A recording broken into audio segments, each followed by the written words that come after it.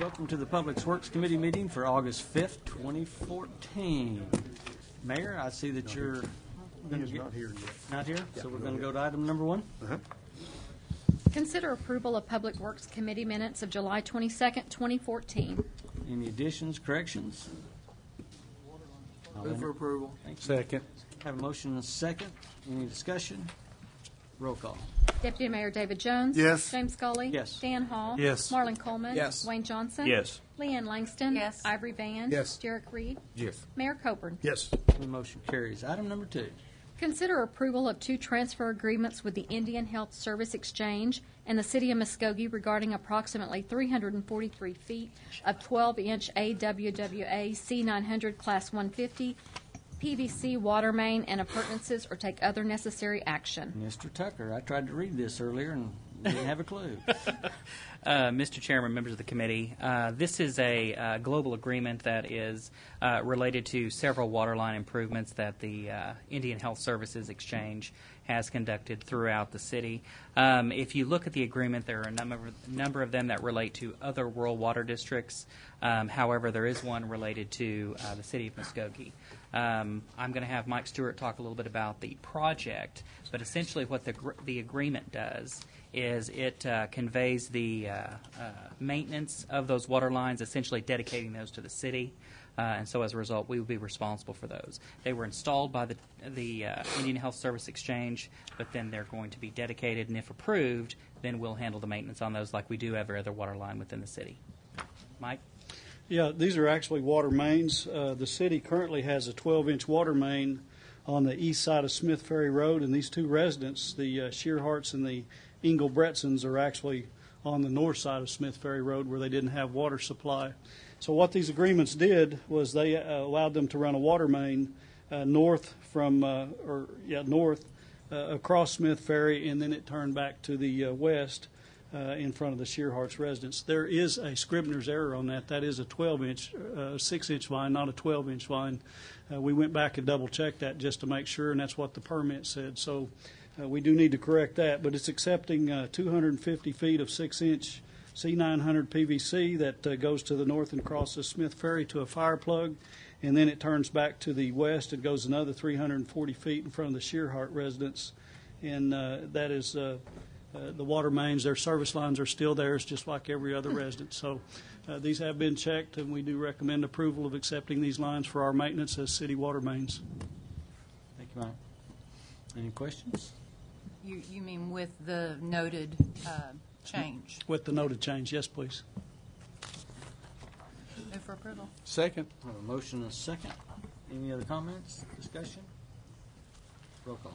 Deputy Mayor David Jones. Yes. James Scully. Yes. Dan Hall. Yes. Marlon Coleman. Yes. Wayne Johnson. Yes. Leanne Langston. Yes. Ivory Van. Yes. Derek Reed. Yes. Mayor Coburn. Yes. Motion carries. Item number 3. Consider accepting up to 25 donated gravestones from Muskogee Marble and Granite, valued at approximately $100 each, for the purpose of marking unknown burial sites located within Green Hill Cemetery, or take other necessary action. Chairman and committee, this is an example of one of our local businesses stepping up and wanting to be a part of our community. Muskogee Marble and Granite owner Weldon Key has offered also to donate up to 25 additional stones per year until we get all 457 of our unknowns marked. This item actually states that it's up to 25. They had 28 of these stones, so there'll be 28 marked on this right here, on this initial application. What we're going to target on this is using Roy's community service people.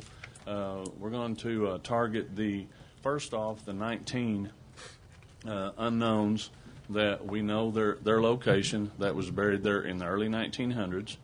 We're also in the process of establishing or marking where the old burial site was moved to Green Hill, and so we're gonna mark those as well. We plan on, as those graves are marked, using the community service people, as those unknowns are marked, and we'll go through and put a little star or an asterisk next to that unknown until we get those full 457 marked. So, it's it's a long overdue project that, like I say, we have a local business that stepped up and volunteered to do this for us. So I ask that you accept this donation. So moved. Second. Have a motion and a second. Any discussion, comments? Roll call. Deputy Mayor David Jones. Yes. James Scully. Yes. Dan Hall. Yes. Marlon Coleman. Yes. Wayne Johnson. Yes. Leanne Langston. Yes. Ivory Van. Yes. Derek Reed. Yes. Mayor Coburn. Yes. And the motion carries. Item number 4.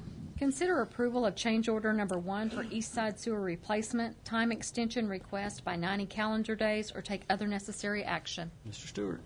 Yes, I've asked Jay Updike to be here to assist me on this for questions. The East Side Interceptor project, if you'll remember, is an $8,836,000 project. It was basically given 18 months for completion.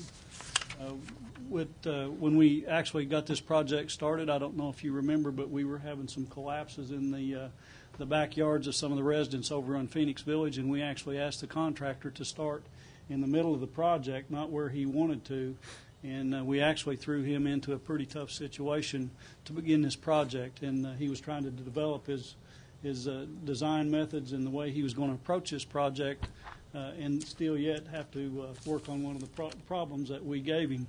And then, as you probably are already aware of, it's been some real tough weather days through that period. The weather's kind of calmed itself down, but the first period it was wet, and because of this being a failure in our line, he was having to set up bypasses and actually bypass pump that sewer interceptor line, which is a 30-inch, which runs under a lot of pressure. But the problem is we just gave him a lot of unforeseen problems. What we're asking for today is not a extension on the money. The $8 million will stay the same, but actually just extending this by 90 days. It would put a project completion date of around August 8th, I think, of 2015, which is about a year from now. The project is running fairly well. We haven't had many problems. The contractor's attitude is still really good, and he's still making good progress on the project. But we thought we would try to get this 90-day extension before you right now while we were still pretty familiar with all the issues. And Jay, if you want to add anything. So we do recommend the approval of this. We feel it's very appropriate. It will extend the price a little bit in inspection services. It won't change the engineer's contract. It won't change the money on the actual contractor's contract. But what it will cause is us to have an inspector out there a little bit longer. The inspector's by the hour, but that runs about $10,000 a month. So this could very possibly have a $30,000 increase in inspection services. In saying all that, I do recommend approval of this. Mike, I got a question for you. Since they started in the middle, are they going to continue south and finish that and tie into the Cootie Creek line, or which way are they going to go from the middle? It's actually had 2 crews on it. And, if you remember, this project had the open trench method and also the boring method. He was boring in the Phoenix Village, but he also had gone out to the far south end of it and started that trenchless method. And he's came from Peak Boulevard past where Herringshaw Waste Management is on Hancock Street, and he's into that part of Phoenix Village. So he's about to meet himself. And then he's got some pretty good working areas that he can get through. But it's that dense area in Phoenix Village that's really creating the problem. So he's working 2 crews. They're about to meet on that, and then they'll start to the north. Okay, that's why I was curious. Next question about the pipe failures. That was not due to weather. It was just that the weather problems made it the replacement take longer. Mrs. Langston, that was due to the age of that line, and it just simply deteriorated. Okay. It was a massive collapse.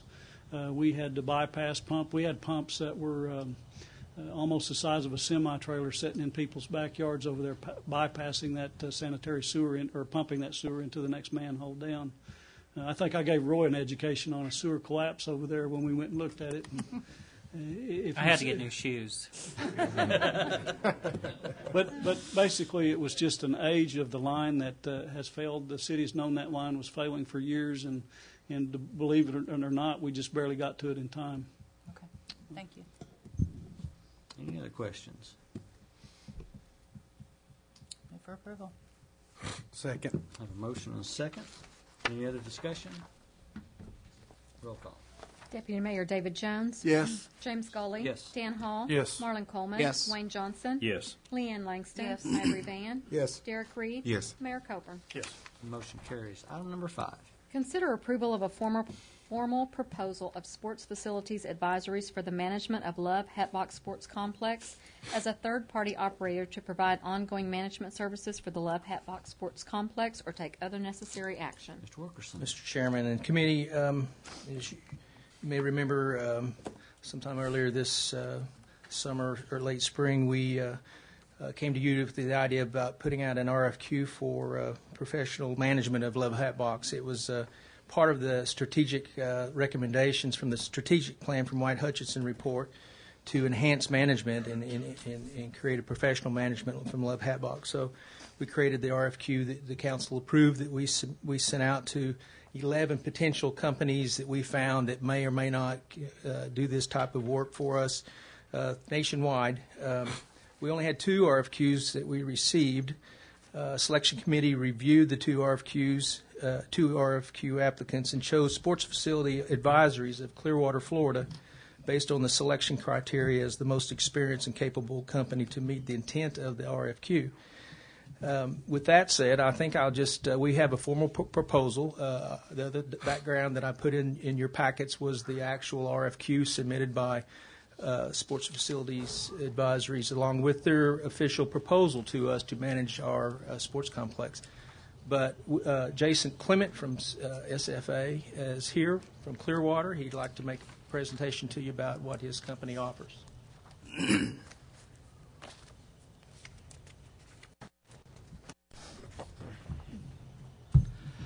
Mr. Mayor, City Council members, City staff, thank you for the opportunity to be here. In terms of the agenda and what I'm looking to cover, I understand that you've got quite an agenda this evening. So I'm going to spend about 10 minutes giving you a background on who we are and what we do, the group that I represent, 5 minutes talking about the approach for Muskogee that we've put in place in the proposal, and then open it up for any questions that you may have. Certainly at any point in time, if you feel like you want to interrupt me, it won't hurt my feelings at all as I'm breezing through this. A little bit about us. We were founded in 2003, so we're just about 11 years old now. And we've produced institutional-grade financial forecasts for $3.5 billion in planned and or operational sports, recreation, entertainment assets. Over a 12 to 14-month period spanning from 13 to 14 here, we're opening 1.5 million square feet of indoor sports complexes, over 600 acres of outdoor sports complexes as well. We manage these complexes across the United States for private entrepreneurs, developers, cities, municipalities, county governments, and the National Park Service in one instance as well. In addition to managing assets on behalf of municipalities like Muskogee, we own one brand as well that operates sports complexes, and it's Bo Jackson's Elite Sports. We're partners in a joint venture with Bo Jackson and his team. As well. You can see on the screen the different municipalities and tourist destinations that we work with to help drive economic impact and provide local sports programming as an amenity to the residents of those communities.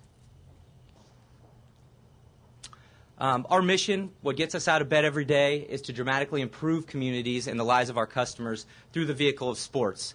We all know what sports can do in terms of being a positive experience for families, and it can also be a negative one if not managed correctly. You can see here within this slide what we're about. Everything that we do is based in national benchmarking, analyzing current markets, and then developing and operating a really successful operation in a way that it drives a positive experience for the residents and then the visitors of each community that we have the opportunity and are blessed to work with. The impact that's made that we like to look at and quantify is the economic impact.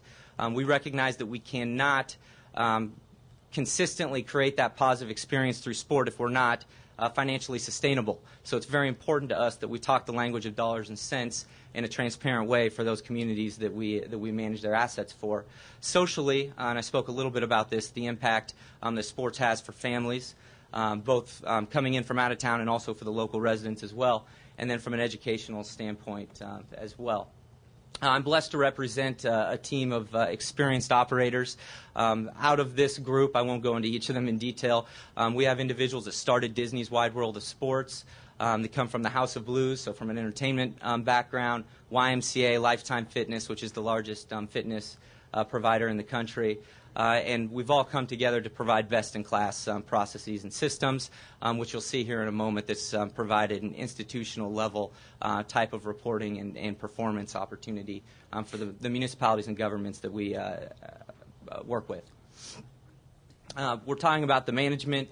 These are all of our services. We're talking about the management component here, full-time management in which the assets that we manage become part of the SFA national network, in which we're looking at the national tournament trail and events that we have national relationships with and bring them into each of the cities and municipalities that we do work with.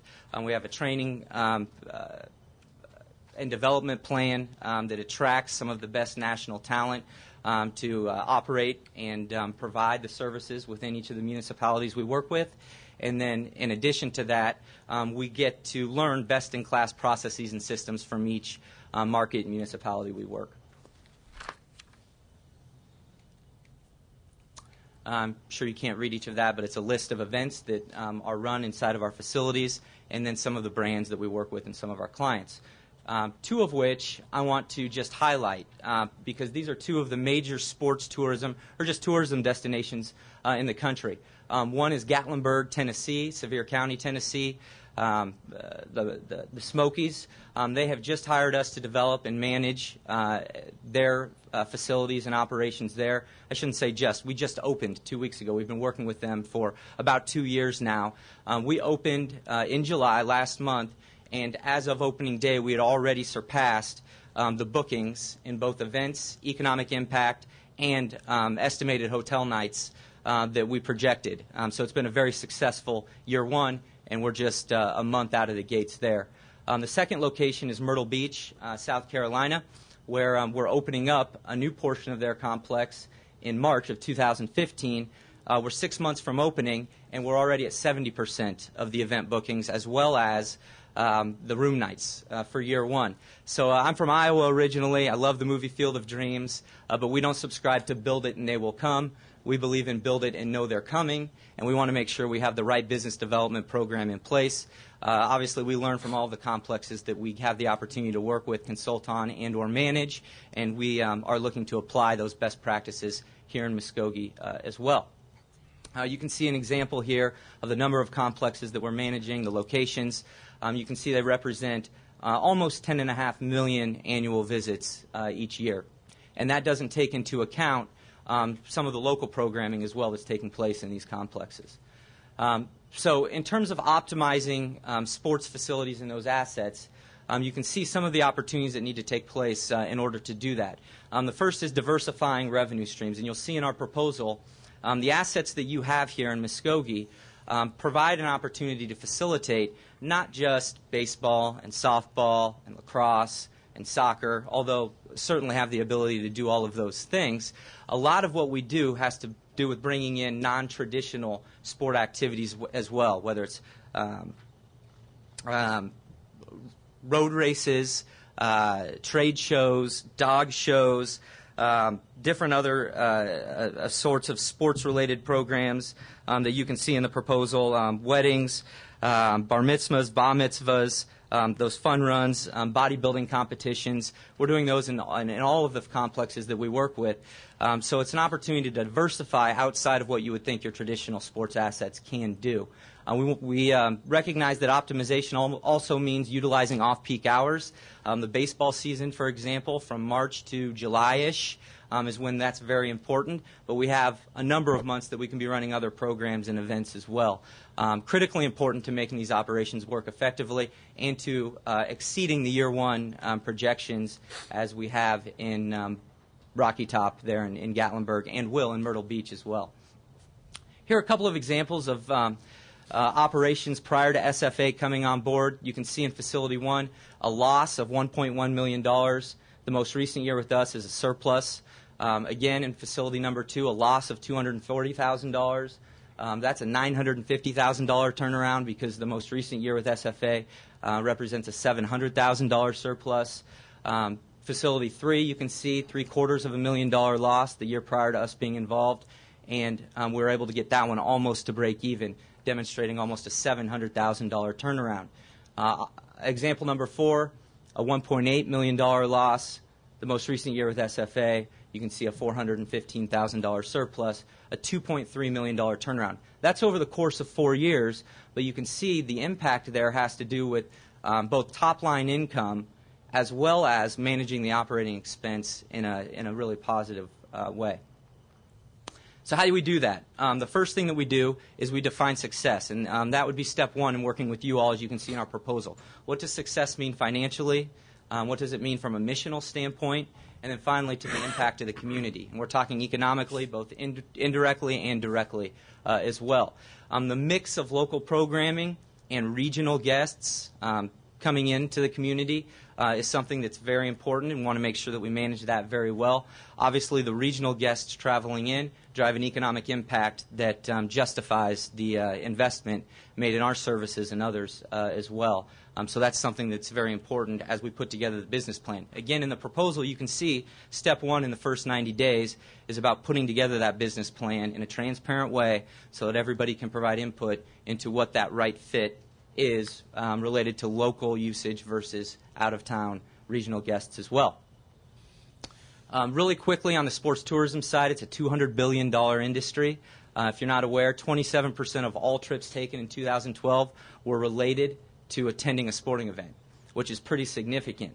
It's something that we consider recession-proof because during the Great Recession, that it stayed plateaued and stayed even while a number of industries reduced and went downhill. And that's because many people were willing to sacrifice the large vacation to come down to Clearwater Beach, but they wouldn't sacrifice their kids' travel sports experience. The industry is comprised of a number of individuals and groups, which you can read again on your screen. We have relationships with many of them, and that's how you generate the interest and generate the usage, is by developing those relationships and then obviously inviting them in to a community that has the assets that you do in terms of sports facilities.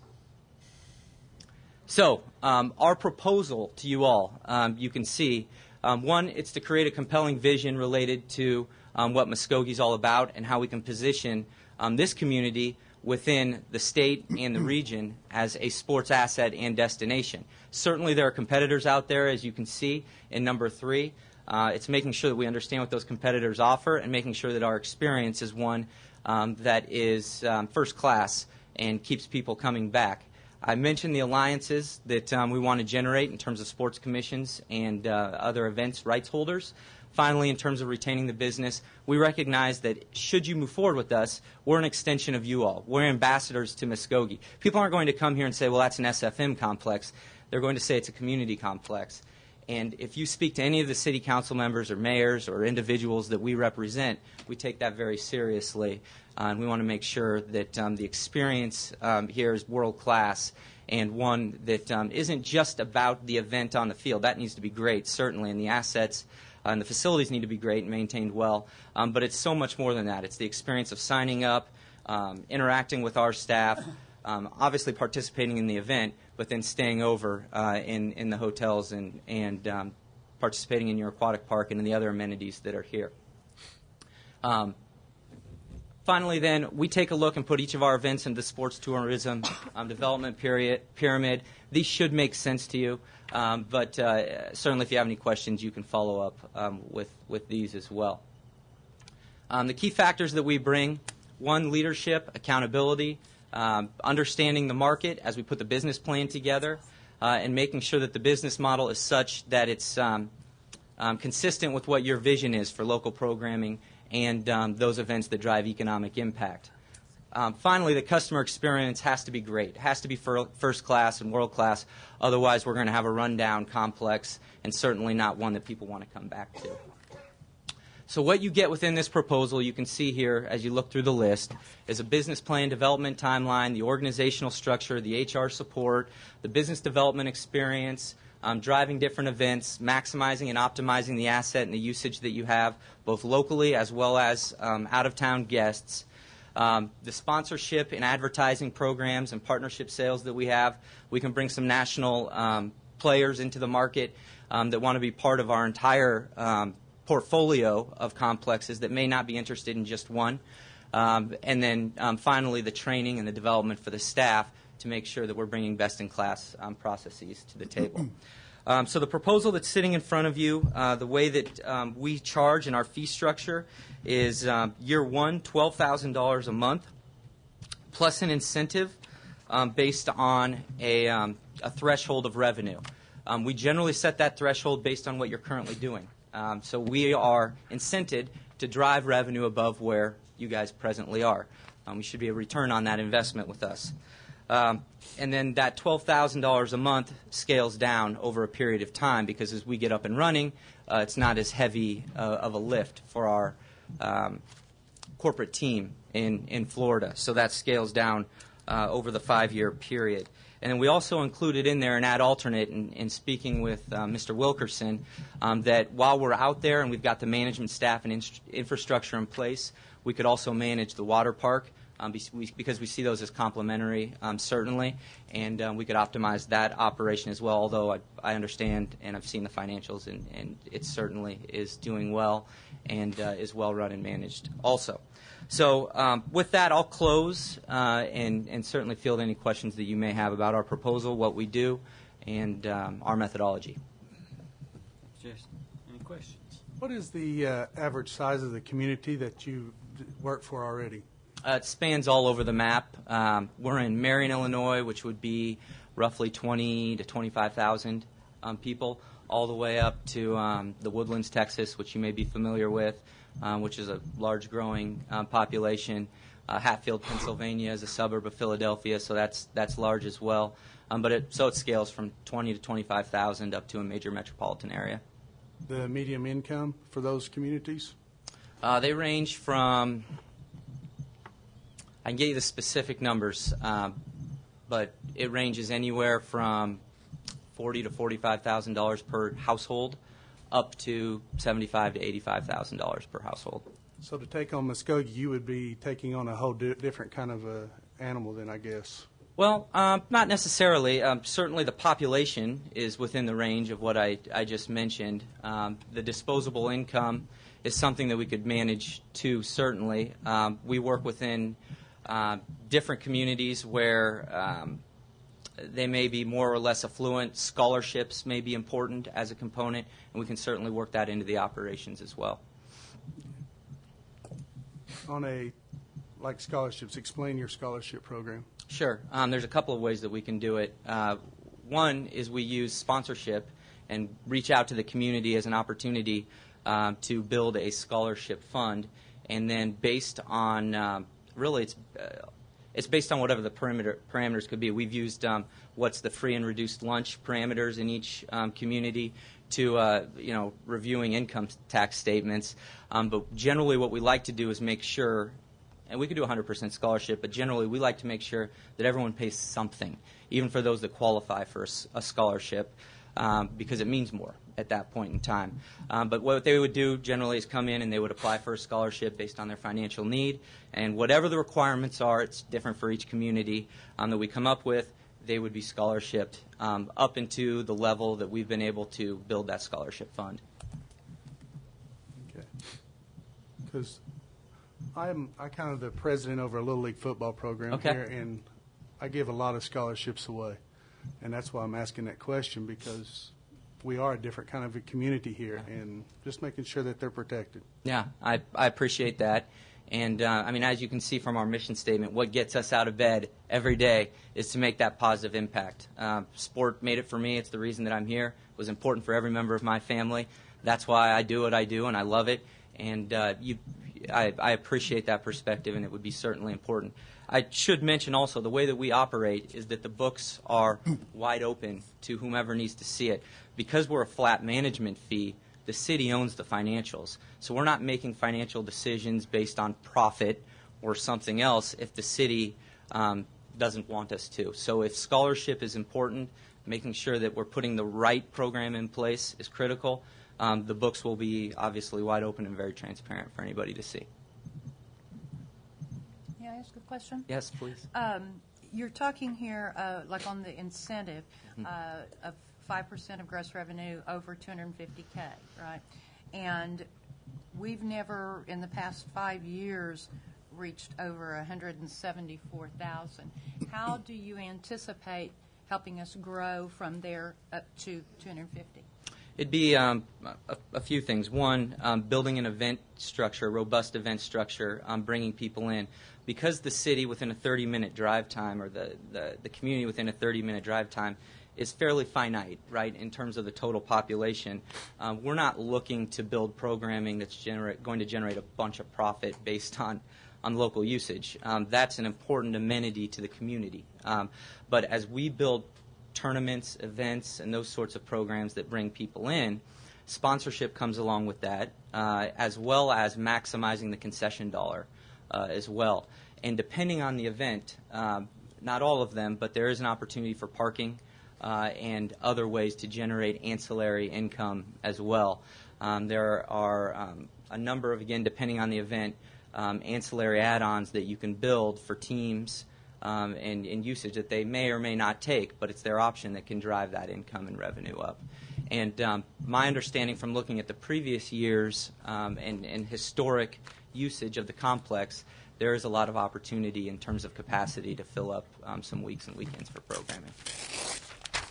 Jason, talk about a potential timeline. If we were to say yes in the next 3 weeks, how would that play out in terms of the spring seasons going forward? Yeah, it would be important to get on it immediately. So two things would happen. One, there'd be a business planning component in which we'd be putting together a budget and projections based on the demographic usage and the relationships that we have, so that we could get that business plan in place. I don't know what fiscal year are you on here? July 1. Okay, July 1. So decent timing in that way.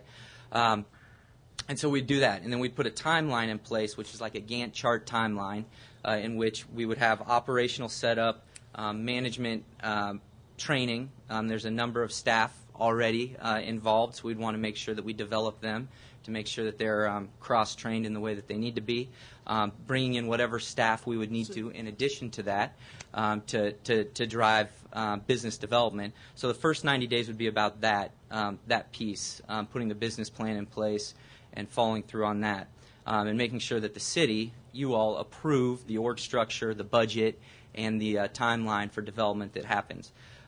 In addition to that, then, we don't want to wait 90 days to start filling and booking as well. So we would begin reaching out to our network and our individuals. Certainly you have people within the community here already running events that we want to build good relationships with, because we want them to continue running good events as we build the program calendar out for the next season. But you're right, for next spring, now is the time, and many events have already booked their space and their time, as I'm sure there are events booked here at Love Hatbox as well at this time. Go ahead. Can you give us an example of a facility that you've managed that may have struggled because of the socioeconomics and what you did to overcome?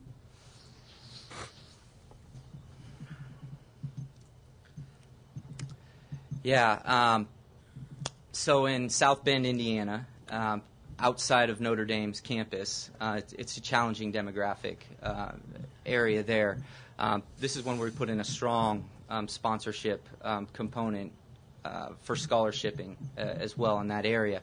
What we did is we built local programming there that provided high value for the residents that could participate and pay, and that became very, very busy and robust. We also built a membership component there that drove some ancillary revenue as well, meaning it was above and beyond local league, camp, clinic usage also. I'm not sure the membership component would be relevant here, but what is relevant is that we would think creatively and innovatively about the types of programs above and beyond what is already offered out at Love Hatbox. Those helped take the financial make the financial pendulum swing from a negative cash flow perspective to a sustainable one, a break even, and then onto a positive cash flow perspective as well. But in addition to that, and what was most important, is we built a leadership and training and development for our staff and put them in place so that every staff member, from a concession stand part-time concession stand worker to a maintenance person to the general manager, recognize that they're an ambassador to that community and that facility and the ownership group there. Just that, I'm going to call it accountability. Oftentimes there's a negative connotation with accountability. That accountability to being an ambassador and a business developer, no matter what your position is, really raised the bar and provided for the cycle of customers that would come in, try it, and leave, to come in, enjoy it, stay, and we'd have what we call ideal customer relationships, which is something that we track regularly. So you all have a decent community outreach component as part of your organization? It is important. It's very important. You mentioned staff and training and stuff, and you had said something earlier about maybe bringing in outside people. We're very committed to our current staff and want to have some kind of assurances that they'll be taken care of and drawn in. Absolutely. Okay. And you'll see within the proposal, I believe it's the last page, it says you have final decision on staffing. So we'll make certainly recommendations, and what generally happens based on what we collectively choose to do, whomever the individual or committee is that we put in place to oversee us. So just for sake of the conversation, if we roll up to the Parks and Rec Department, whoever has that authority over us will need to sign off on important staffing decisions that we make. And one thing that's really important to us is to make sure that we bring in the expertise we need to be very successful. But all things being equal, we want local people here. They understand the market. I live in Florida, from Iowa originally. We can bring best practices, accountability, leadership training, and development. We need people that understand this market, understand the demographics, and are able to reach out to the community and have those relationships. Okay. I have one last question. You talked about scholarships, which I think is a great piece to this. Who solicits those scholarships? Will we be expected to do that? Say if you were under Parks Board, would they be expected to do that, or would your staff? Raise the money for the scholarship? Yes, to solicit the scholarship. We would. Okay. We would. So that's part of the sponsorship program from the community businesses that we would go out and build, and or philanthropic individuals that have the ability and wherewithal to participate. Thank you. Mm-hmm. I'll add this also. We can have a line item that's just an expense line item. It doesn't have to be just donations. We could choose to tie 10% towards that scholarship program as well, depending on how we structure it and what the budget demonstrates as we put that in place. I like that. Any other questions for Jason? Thank you, sir. All right. Thanks for your time.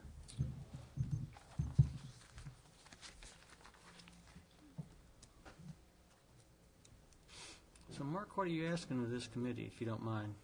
I know there's an RFP and an RFQ. What do you... We're just following instructions and bringing you what we feel like is the best qualified company to do this. I mean, this is not something that's very common. We found that there's very few companies out there that do this. So, we're bringing it to you for your consideration. It would require a financial commitment to SFA, FSFM to do this for us. Roy, what's the difference between an RFP and an RFQ for a meeting? The queue is the RFQ is usually related to when you're looking for a professional and you're looking for qualifications, such as with architects and engineers and things like that, where the issue is their experience more than what they're actually going to do. The proposal is, of course, where you have an official proposal of how the operation will be conducted. Mm-hmm. With the qualification, you don't have that proposal. That's negotiated through after the qualifications are accepted. So if we accept his qualifications, then we start working with SFA to modify the proposal? Yes. I thought this was an RFP. Yes, we've been through the RFQ process, and now this is an RFP. They've submitted their proposal. I mean, we didn't solicit RFPs from all the companies. We picked the company with the best qualifications and ask for their official proposal to us. So that's what's been presented to you as an official proposal to consider. So I think what we need to do is to, if the council is so inclined, or the committee is so inclined, to accept the proposal, direct negotiation of a contract, and finally to authorize the city manager to allocate funding to pay for this. Thank you. I've got a question here, and this is kind of from this piece of paper that I got a while ago. Our best year was 2010 over the last 5 years. We made $147,529 out there. Our expenses were still $163,000. We were in the hole $16,000. Even in that year, if we add another $144,000 to this, we're in the hole even more. This is my only concern with this, is that whatever the red numbers are on the bottom of here, the $311,000 over the last 5 years that we've been in the hole, we're going to add another $144,000 a year to that, which is going to put it up almost to $800,000 in the hole for using it. Are they going to be able to make up almost $1 million over the next 5 years to pay for this? Because we're already in the hole. That's what my question. I have a question about that before we start voting on this. I mean, it's going to cost. We're going to be $144 in the hole starting out every year to pay for this. I'd like to hear Jason's answer to that. I would too. Not that you have the specifics, even the numbers that we're talking about and looking at, but I think you probably have already looked at it. Yeah, I have. Our experience is that we drive a larger financial sustainability number than what that best year is. Okay. And I certainly understand and recognize there needs to be a return on investment with us. There's no reason to spend that money with us if we're not at least paying for ourselves, right, to your point.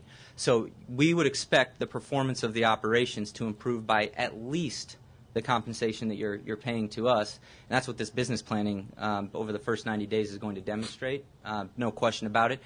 And in addition to that, so that's from the financial side, from a fiscally conservative gentleman. But in addition to that, then the economic impact that's being driven as well from the hotel, the tax base, obviously people eating in the restaurants is something else that can be quantified very easily, which we do as well. So there are many municipalities that say, hey, look, we recognize this thing's not going to break even standing alone, but we want to take a look at and get a report as part of your monthly report that demonstrates how many hotel room nights are being generated and what's the average daily expenditure for each of those guests within our community, so we can at least take a look to make sure that there's a return on investment taking place. It's the exact question I would ask as well, and in each instance that we've been brought on board, we've more than paid for ourselves through those two mechanisms. The third is more of a qualitative component, and that's about bringing a different type of programming to our local residents as well. That's an amenity to the community, certainly, in addition to that economic impact and then the financial piece as well. And that will prove itself out in the business planning process. The first 90 days, we'll see the pro forma in the budget. That's what we're going to be measured against. The reason there aren't many people that do what we do, as Mark mentioned, is that most firms put out a feasibility study and say, hey, go get it. You should be able to hit these numbers, but they're not accountable to those numbers at all. Anybody can put numbers in a spreadsheet. Anybody can Enron a spreadsheet. We actually are accountable to the numbers that we put in place, and we make sure that you hold us accountable to it through that reporting that I discussed. Does that help? I know I can't promise anything right now, not seeing those numbers, but that's our experience, is that we've always more than covered what our costs are every single time that we've been involved. Okay. Thank you. And Roy, I've assumed, Jason, I hope you don't mind me saying it, I'm sure there will be a clause in there if we don't like what we're seeing. There'll be an out clause? Now, I have not talked with Jason nor Mark Wilkerson on this, but what the contract that will be negotiated will do is essentially incorporate everything within the proposal specifically related to the scope of work, and then we can negotiate between the city and Jason as to what guarantees we think are legally necessary to be within there, and he's shaking his head yes that will be. There's a termination, for absolutely. And I presume you all have a standard agreement that you would propose to us first off. Yeah, we could send it to you tomorrow, and you can start to mark it up. Let me ask one further question. You and Neil Hayes had some conversation. Neil's done a great job this previous year, this summer, coming in literally right at the last minute, kind of taking a tournament thing, softball, baseball, and so forth. Has done a good job. You guys had some conversation. How do you take that kind of relationship? Because we don't want to be, we don't want to ignore his success at this point, Yep. but by the same token, we want to look at the opportunity you present us. How do you do that? I had a good conversation and spent good time with Neil this afternoon. Talked a little bit about what he's done. Based on 45 minutes of discussion, it seems that our values are aligned. So that's a first big step in terms of what's important, what the value systems are. So I could see the relationship playing out in one of two ways. One, he could continue to run the tournaments and events that he's running. He could continue to rent space from the management team, and it would be one slice of the types of events and programs that we would run out there. He's very, very good, obviously, at baseball. He's just starting softball. He's got some great ideas on some other programming related to lacrosse and some other things also. He could certainly be one of our major renters, if not the biggest renter, based on the success that he has had. And then we would obviously open it up for other types of programs, event providers, et cetera, et cetera.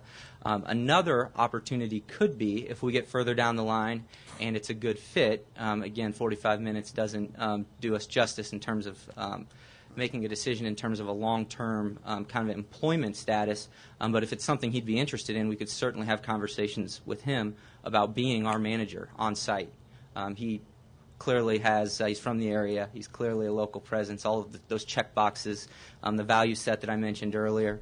He understands sports, comes from an educator's background, so there are a lot of good things that Neil Hayes certainly brings to the table. And it would be a very important slice of the pie in terms of everything that we'd want to do here. What is your hesitancy in getting involved with us, if any? We're willing to step up.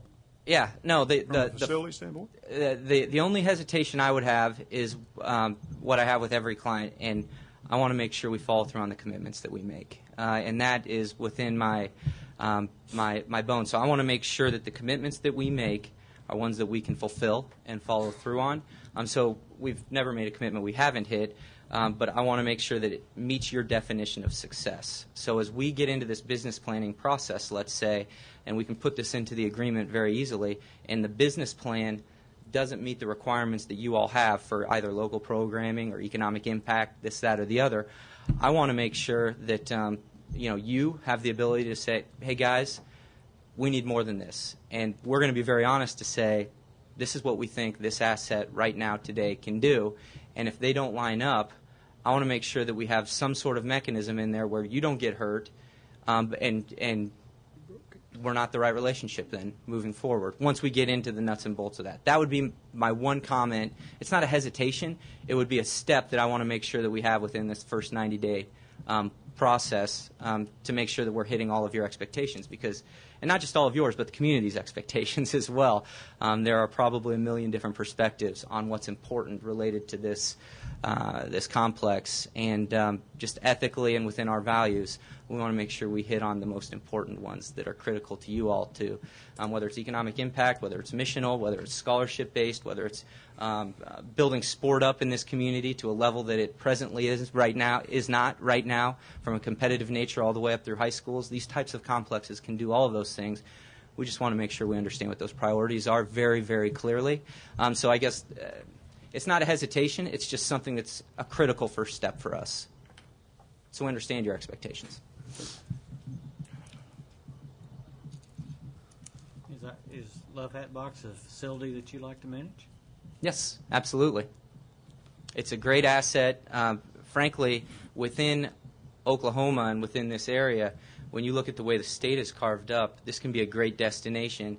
You have all of the makings to, based on the current state of the amenity, to provide a great experience. But in addition to that, then, and this would be your decision, obviously, with whatever monies are generated, reinvest in that and redevelop that to continue to kind of stay on the upper echelon, if you will, of a world-class facility. And that's one of the things that's really exciting about the strategic plan and master plan that you put in place. There's a lot of opportunity out there right now that's not being taken advantage of. And that's not a disparaging comment on anybody that's currently doing anything. There's just a lot of opportunity there. So we're excited about that challenge. Okay, thank you. Chairman, I'd like to see us move to direct staff to try to negotiate an agreement that we could live with and move forward with. And I would put that in form of a motion if we need to have a motion, or just direction of staff. So, I'll Would second you- if it would you needs give it. us direction? I would recommend that the committee, based on what you've said, Mayor, to accept the proposal and direct the negotiation of the terms of the contract, and to authorize the city manager to allocate funding from the general fund to pay for this contract. That's exactly the way I would have said it. Does that need I a so second? move. Got a Second. motion and a second. Is that correct? Any other discussion? Roll call. Deputy Mayor David Jones? Yes. James Scully? Yes. Dan Hall? No. Marlon Coleman? Yes. Wayne Johnson? Yes. Leanne Langston? Yes. Ivory Van? Yes. Derek Reed? Yes. Mayor Coburn? Yes. And the motion carries. We have one person that would like to speak to this committee. Derek? Mind if I keep my seat, Mr. Chairman? You sure certainly I'm can. not breaking any city rules, Mr. City Attorney. You're good. I just wanted to take this opportunity to give a special thanks to the community for a great summer at the Martin Luther King Center. Mr. Brown said that I don't share our successes enough of what takes place down at the Martin Luther King Center. I would say teamwork created dreamwork this summer. We started out what was called the Dream Team Summer Learning Camp. And every day we had the opportunity to share in the lives of over 80 kids daily, as well as feeding over 130, 150 kids daily. And I just wanted to take this opportunity to give a special thanks to all those who made this summer a great success. First of all, and most importantly, to the City of Muskogee Foundation, to Bacon College. They had youth that came out and participated in the program. We had McCoys who came on board and did some self-esteem classes 2 days a week. The Muriel Indian Home brought 2 van loads full of young people daily. I'd like to give special thanks to Wayne Johnson and the Muskogee Public Schools for opening their doors to us on the days when we couldn't be at the Martin Luther King Center. Special thanks to First Baptist Church. One day I called in a frantic. I had so many kids in the place, no more chairs and no more seats. And so the First Baptist Church donated us some chairs, and so I'd like to give special thanks to them, as well as we also got to acknowledge the USDA and urban initiatives for their support in allowing us to provide the youth with breakfast every day as well as lunch. So it was a great summer, and I just want to thank the community for coming together and supporting our young people. With that said, we would like to invite you to come out on Saturday. We will have our back-to-school, stay-in-school rally at the Martin Luther King Center. That will start at 11 o'clock. And if anyone would like to help donate any school supplies, we're going to give away backpacks as well as the school supplies. You can bring those to the Martin Luther King Center, or you can call Neighbors Building Neighborhoods for more information. Then that night is going to be our end of the year for our night hoops. We invite you to come out to that. We'll have free food in our championship game. So it's just been a great summer, and I want to thank everyone for their support. Special thanks to my executive director, Ms. Kim Lynch from Neighbors Building Neighborhoods, and my board chairman, Kathy Hewitt, for all the support that they give the Martin Luther King Center as well. Thank you, Mr. Reed. Seeing no further business, we are adjourned. I'll call to order the Finance Committee meeting this August 5th, 2014. Item number 1. Consider approval of Finance Committee minutes of July 22nd, 2014. Any additions or corrections? Move for approval. Have a motion for approval. Do we have a Second. second? Have a second. Any discussion? Roll call. Deputy Mayor David Jones? Yes. James Scully? Yes. Dan Hall? Yes. Marlon Coleman? Yes. Wayne Johnson? Yes. Leanne Langston? Yes. Ivory Van? Yes. Derek Reed? Yes. Mayor Coburn? And the motion passes. Item number 2. Consider the report of claims for all city departments from July 21, 2014 to August 1, 2014. We have a report from the Purchasing Committee. Yes, sir. The purchasing committee met earlier today and reviewed the report of claims, and I move for approval. Second. I have a motion and a second. Are there any questions or discussion? Roll call. Deputy Mayor David Jones? Yes. James Scully? Yes. Dan Hall? Yes. Marlon Coleman? Yes. Wayne Johnson? Yes. Leanne Langston? Yes. Ivory Van? Yes. Derek Reed? Yes. And the motion passes. Item number 3. Consider approval of awarding a sole source purchase for body-worn cameras for the Muskogee Police Department to Taser in the amount of $278,030, or take other necessary action. Chief Eskridge. Mr. Chairman, excuse me, Mr. Chairman, I'd like to introduce Deputy Chief Chad Farmer, who's in charge of this grant project, and he's going to go over some issues with you. And then we have a representative from Taser, who, if you have any questions about the technical aspects of this, he can answer those questions. Good afternoon. Good afternoon.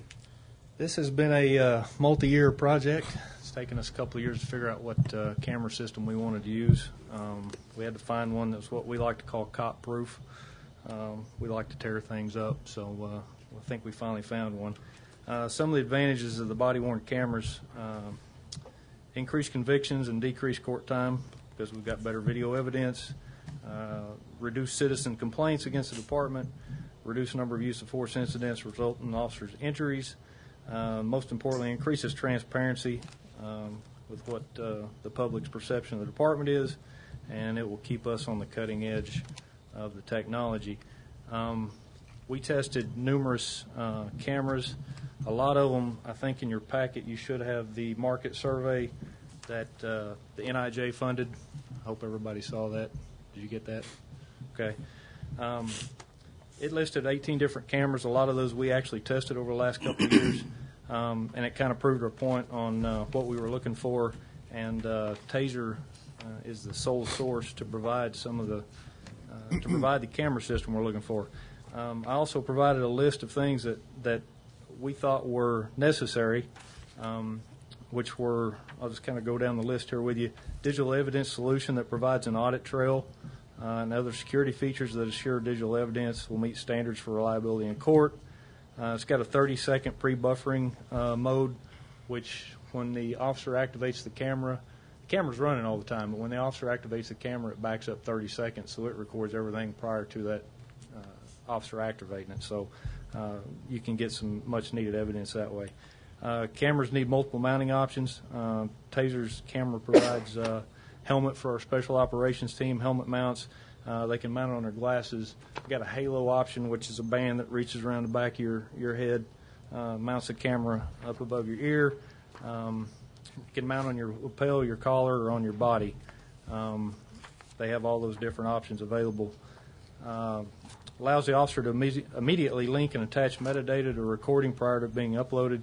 So what that does is, say I'm on a traffic stop and I record this incident, I can go back to my car and I can attach some drop-down menus. I can attach some data to it. It says, hey, this was a traffic stop, it was a DUI arrest, I wrote a ticket. All that will help us make it easier to find that information later when we're looking for it. We needed at least a 12-hour battery life. We needed the ability to dock the camera and simultaneously charge it. So what this unit does is I can come in at the end of shift, I can dock it. It automatically dumps the video off that camera onto evidence.com, which is hosting our storage, and it automatically charges the camera too. So an officer doesn't have to sit there and log into a computer, look at each video, tag each video, and then upload it. It does it automatically. And also it has the ability to link wirelessly to your smartphone. Sometimes we get in situations where people get in attics or in places that we don't like to stick our head in.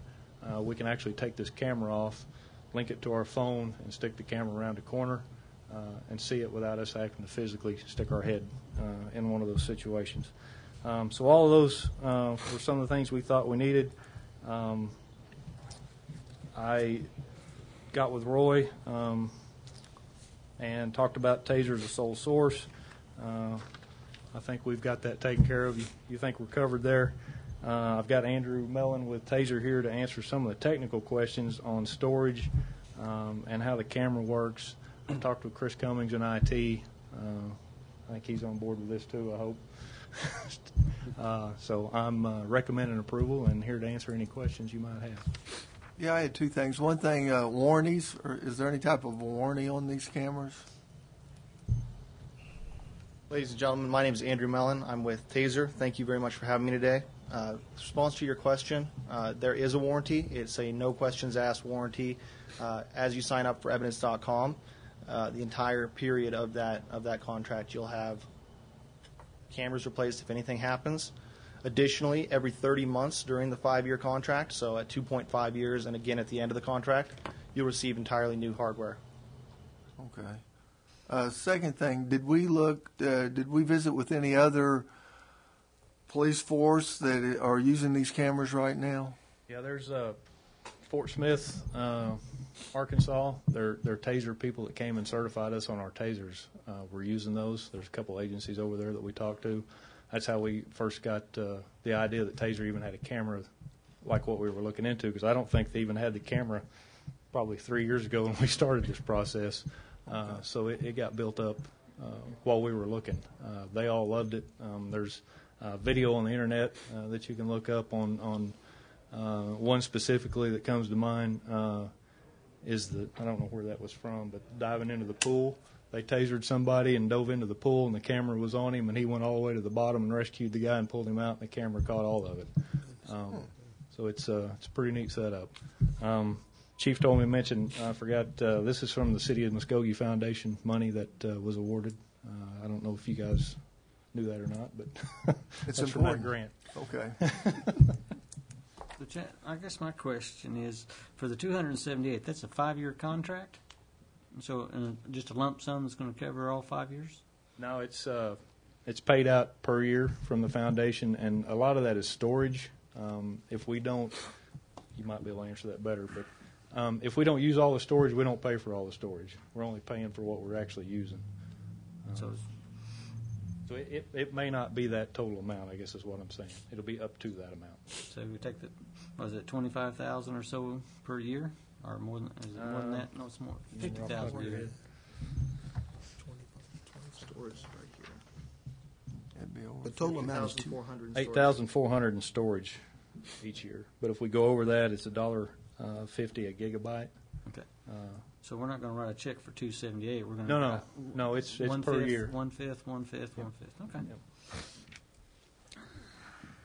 Other questions? Move for approval. Second. Have a motion and a second. Thank you.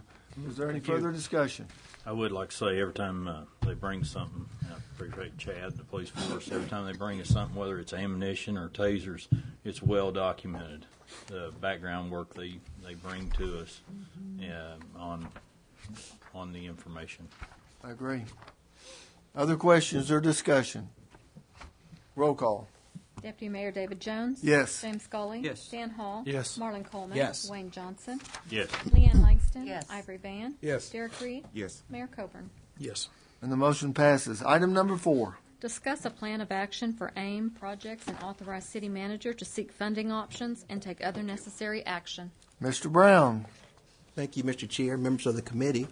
Back on July 22nd, Dr. Tim Fulton, president of Connor State College, came before you as the executive chair for the AIM committee and gave you an update on some of the action in Muskogee initiatives that have occurred over the last couple of years. And at that Public Works meeting, you directed me to come back with a plan of action. Don't have a plan of action, but I am going to report where we're at currently.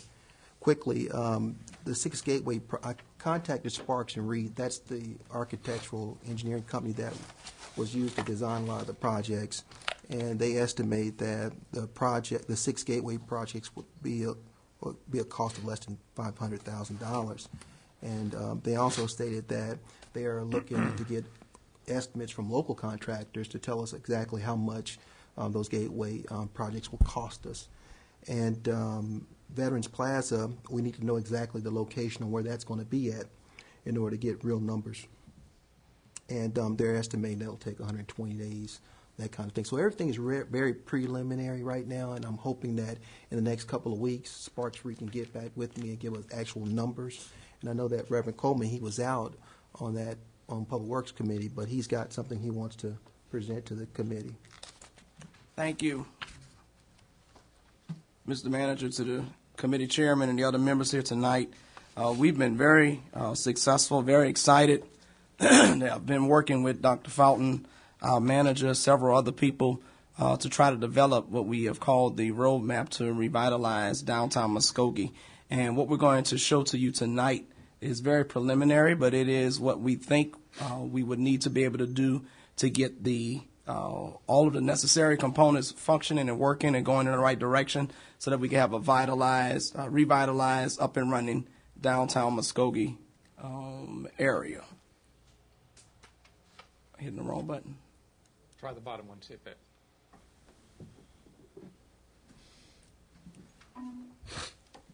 I'm going to break it before it's over. That one. Before we go into any details about some of the things we want to do, it's important that we acknowledge all of the businesses downtown that have done what they need to do to make certain that Muskogee is where it needs to be. We've got several businesses throughout the downtown area that have worked very hard, so we don't want to ever overlook them, and I want to personally thank them. Also, I'm certain that my colleagues at the Diaz will thank them, as well as all of those who have had any contact with those businesses downtown. We say right now to you, if you're present, if you're watching television, if it's reported in the newspaper, thank you for all you've done so far to make Muskogee great. How we got to this point was through the Action in Muskogee process. It brought people together. It got people down at the table from the community, from business, and the community made a decision about some key priorities and objectives that they wanted to see accomplished. And one of those outcomes that they were looking for was a revitalized downtown. The involvement that has taken place has been very broad, and certainly it may be broader than the list that is shown on the screen to you on tonight. And certainly if there are any other individuals or companies or organizations that need to be included, certainly you are not deliberately forgotten about on tonight, but we wanted to take the opportunity to recognize those people who had done great things in collaboration to make certain that we're at the point where we are tonight. The citizens of Muskogee, Action in Muskogee, the Muskogee Area Chamber of Commerce, City of Muskogee Foundation, Muskogee Downtown Inc., Muskogee City County Port Authority, and other downtown businesses and individuals who expressed their concern to have a revitalized downtown. Here's a thought as we get ready to go forward, considering what we need to do, and that is not starting somewhere will result in us not going anywhere. And we need to be certain that we're very clear on tonight that we're very excited and very interested in going somewhere sooner than later, and the time to start that process and that thought is now. So where do we go from here? Certainly what we will be presenting as recommended in the agenda is that we explore possible funding sources, that we consider multi-year phases to make certain downtown is done, and that tonight we are going to place some specific emphasis on what may be a phase one, which will include wayfinding signage, gateways, the arch, streetscape, and 4th Street downtown corridor, which we have an asterisk on tonight because you'll see as we make the presentation, we have some estimates on all of the activities or components except for the 4th Street downtown corridor, but we thought we would be remiss in not asking that we look at that as a possibility.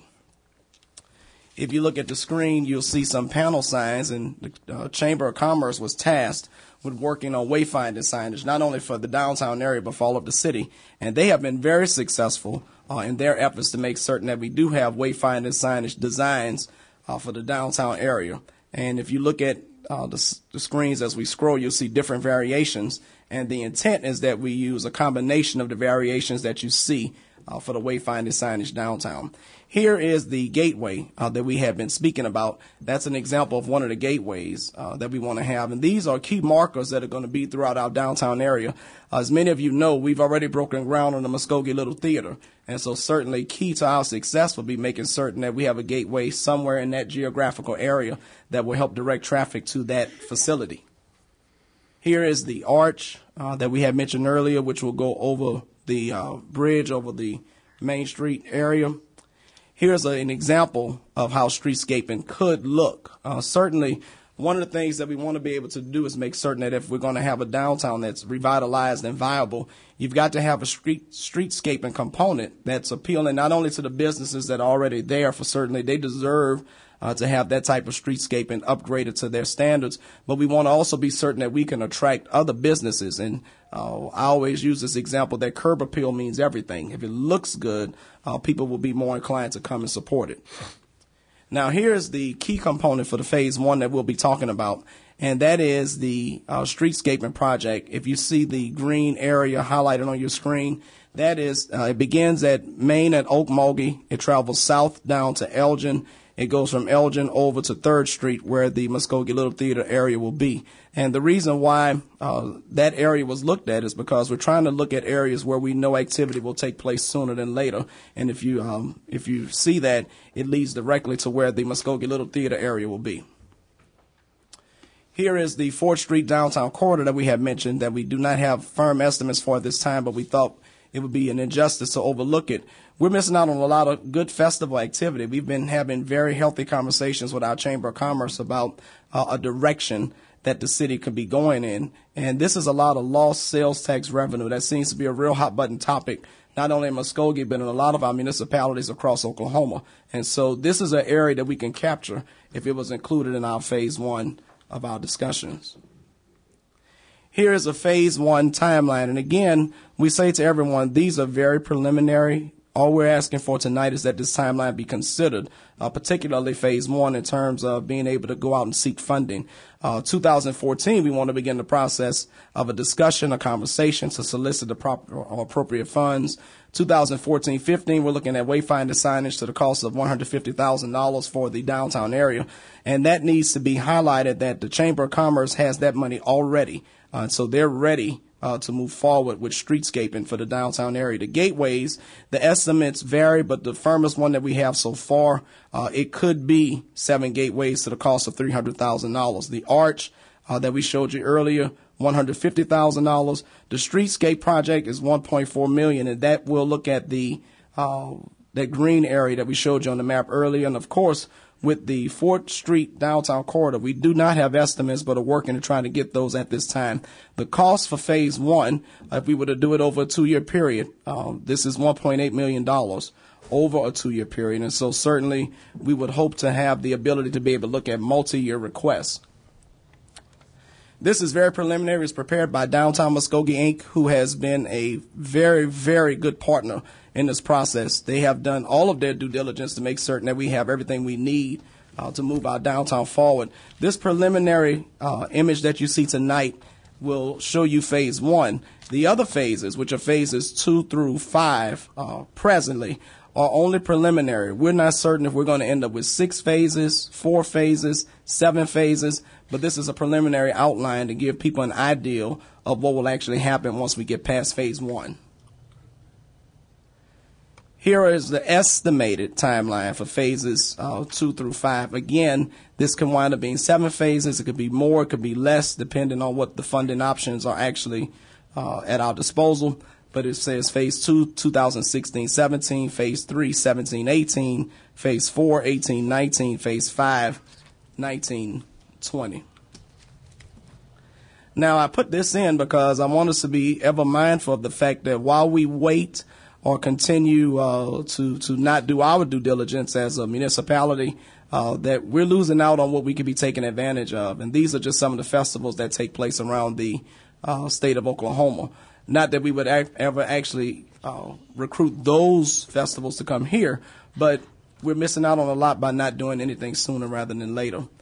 Now, our future is now, and we have to really, as a body, as a municipality, as a group of citizens, have to have the energy and the desire to want more now.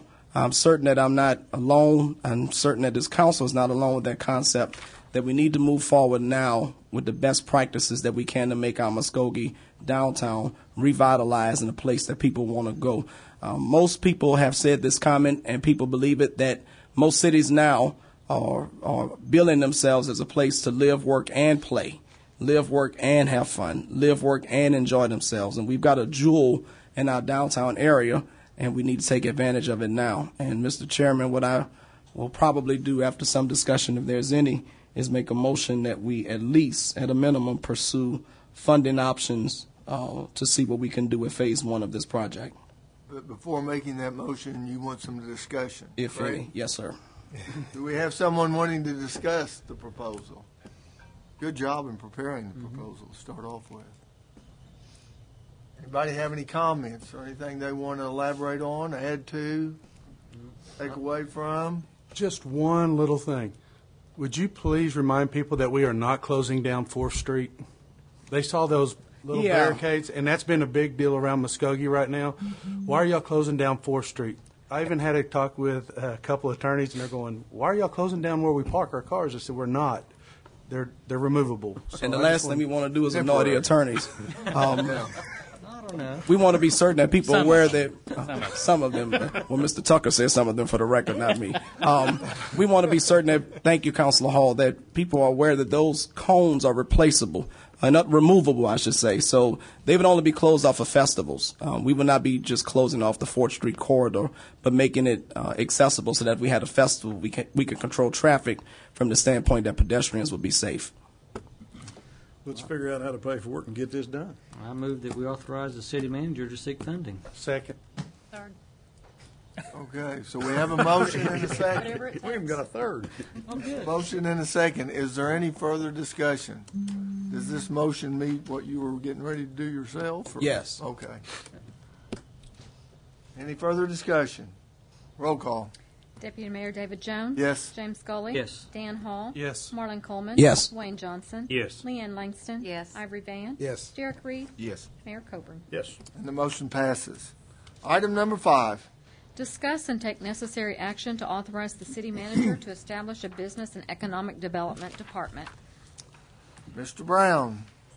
Well, thank you very much, Mr. Chair, members of the committee. You know, back in April, you directed me to present a plan to establish a department that primarily focuses on non-industrial and non-manufacturing business recruitment and development.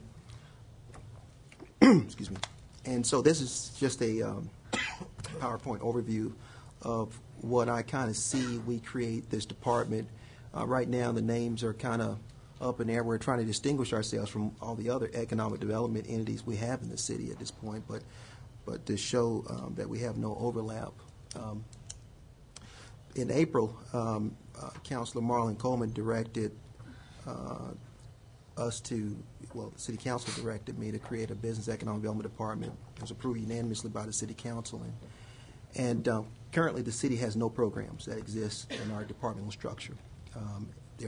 We do have a contract with the Port Authority, but it's primarily for industrial development, manufacturing, and high-tech jobs. Chamber has a tourism contract, and recently, of course, you know, they had a retail contract, which we recently took back or started.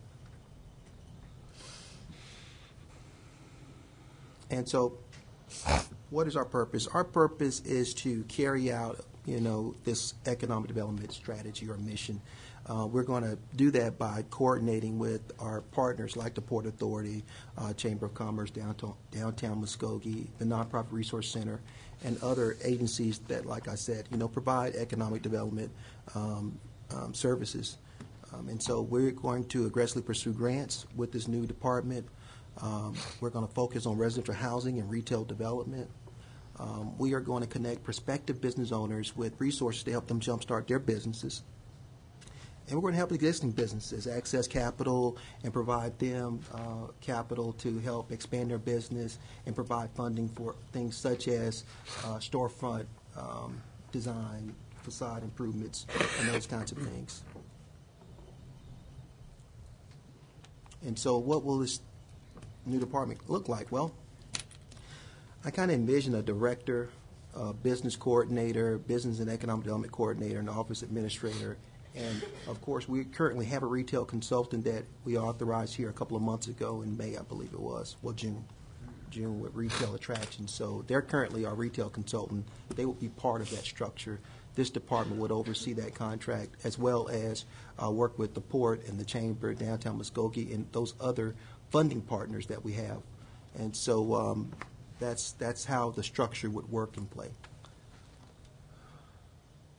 Well, we're creating a department, but we have to create a comprehensive economic development strategy on what they will do. And I look at it as being like 3 strategies. The first strategy would be to deploy traditional economic development services to our residents and these prospective business owners, make use of existing programs, cultivate regional dominance in niche markets. You know, we have some retailers that do very specialized work, Sweet and Sassy, Early Rush.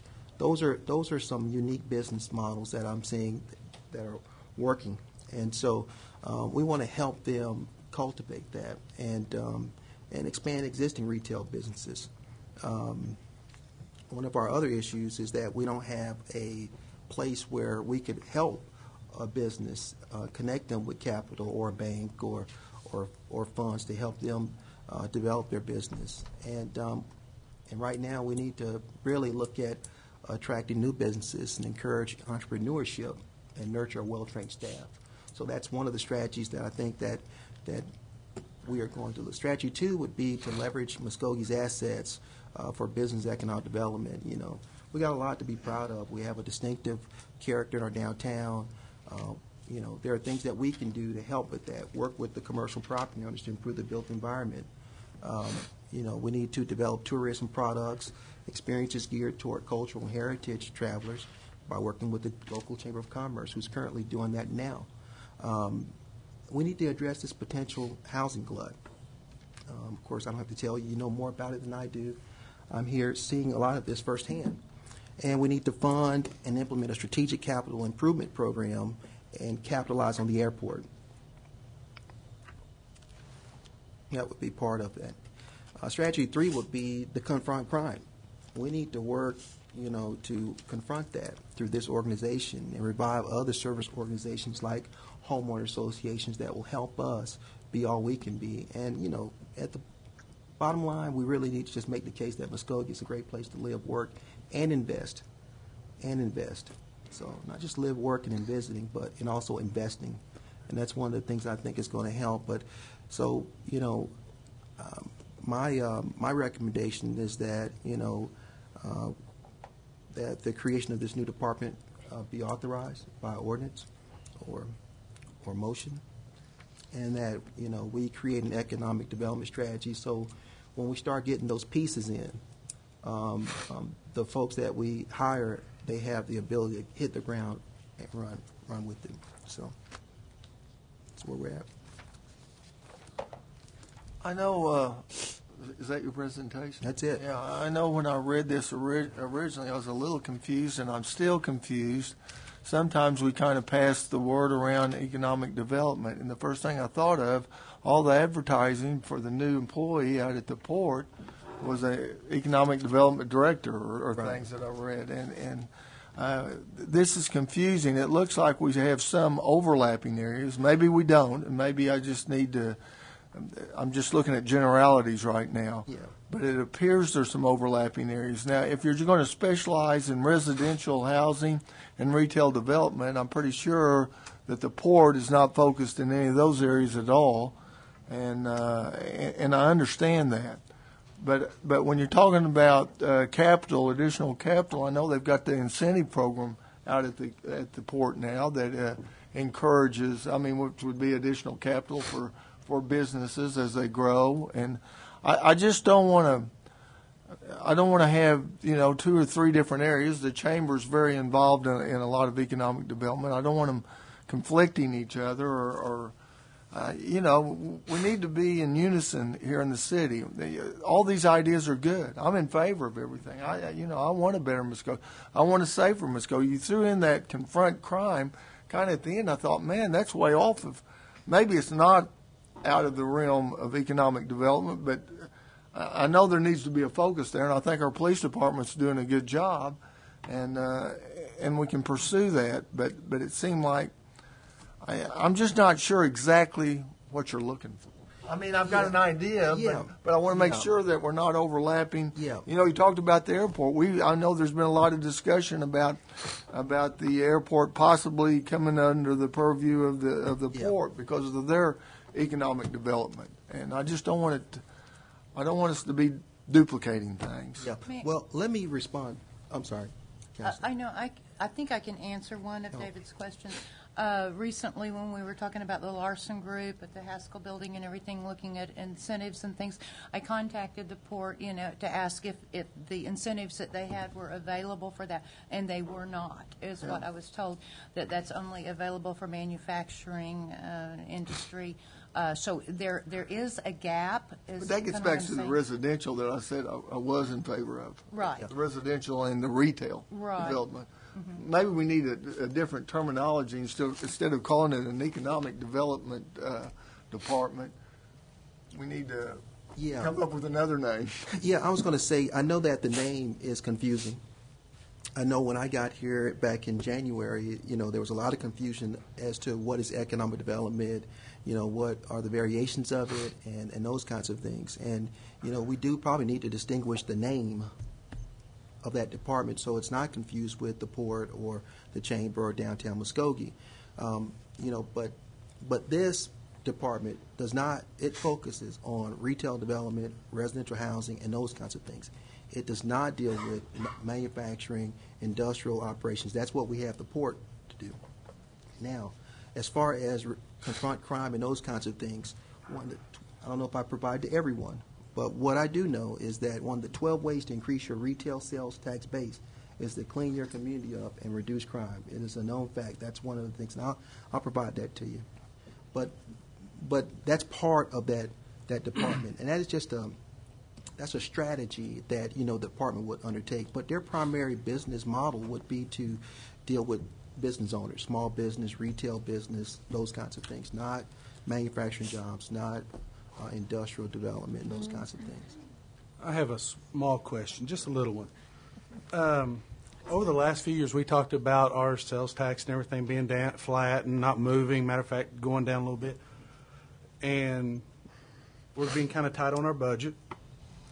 Looking here, it looks like, reading this, looks like we've got 8 brand-new positions. It's going to total over $223,000. Am I misreading that? Are we going to hire new people for these, or what are we going to do here? Yeah, in the good question, Counselor. In 2014-2015 budget year, we set aside funding when we approved the budget for all the economic development positions. This proposal is to create a department, and it's really 4 people, but what we're trying to do is only create 3 positions in this proposal. Okay. The reason why I asked, because, a couple of years ago, before you got here, yes, sir, we had a guy that asked for an assistant for only $80,000, and we told him no. Right. Let me just interrupt and clarify something. What you're talking about is the next item, item number 6. Number 5 is just related to setting up the department. 6 is relating to filling positions. Okay, thank you. And Mr. Chairman, that's you, David. Yes. I was thinking. I still have a lot of questions. All right. But go ahead. I agree. I think most of us agree in theory that we need to be very careful to differentiate what we're trying to do versus what the port is already doing. I think what we're attempting to do impacts economic drivers versus actually assuming that we are the people that drive economic development. So when we talk about things like attracting more retail, making certain that for example, if you attract more retailers, theoretically, you want to be certain that as people relocate or potentially relocate with those businesses, that you have places to live. So it would also look at housing, looking at areas where the small businesses would have some place to go within the city for how it take for the tools, the nuts and bolts it takes to actually create a business entity within the city. What do they need to do in terms of permits or waivers or that type of deal? And I think that I think we could do that by avoiding the terminology business and economic development so that there wouldn't be any overlap. And I agree. I don't like the terminology. I'd like something else. And some of the stuff you're talking about, the planning department's already supposed to be taking care of that. So, I mean, it sounds like some of this stuff you're wanting a new department to do should already be being done with what we've got. That's what I'm confused with. Yeah. Well, now I realize that we did have the retail development drive with the chamber, and we've withdrawn that, and we definitely need a lot of emphasis there because there's so much happening right now, and it does need to be coordinated. But I don't know. I wouldn't want us to get hung up in this discussion over what the department's called. Okay.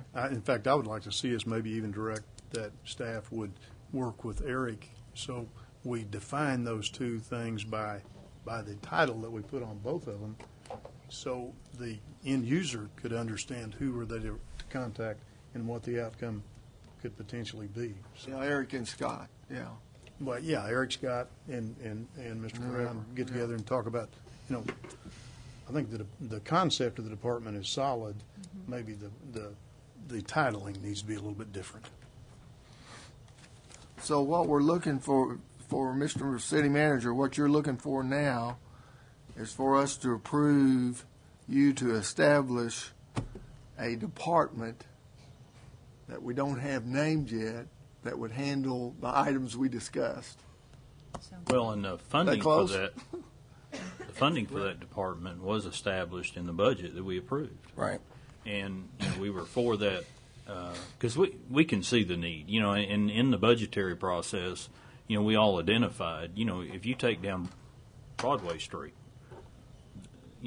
there's vacancies there, but there's nobody for economic development that is targeting. There's a store vacant. We need to help somebody get in that store. And I think it was pretty evident when we started helping or started dealing with somebody on the Haskell building, how can we assist them in grants and applications? There's nobody to help.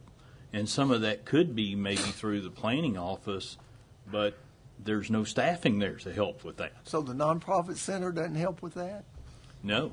They assist us, Counselor. They do assist us. But we're trying to focus on other grants, some things that we haven't done well. Okay, and so that's what this proposal is about. So how much did we put in the budget for this department?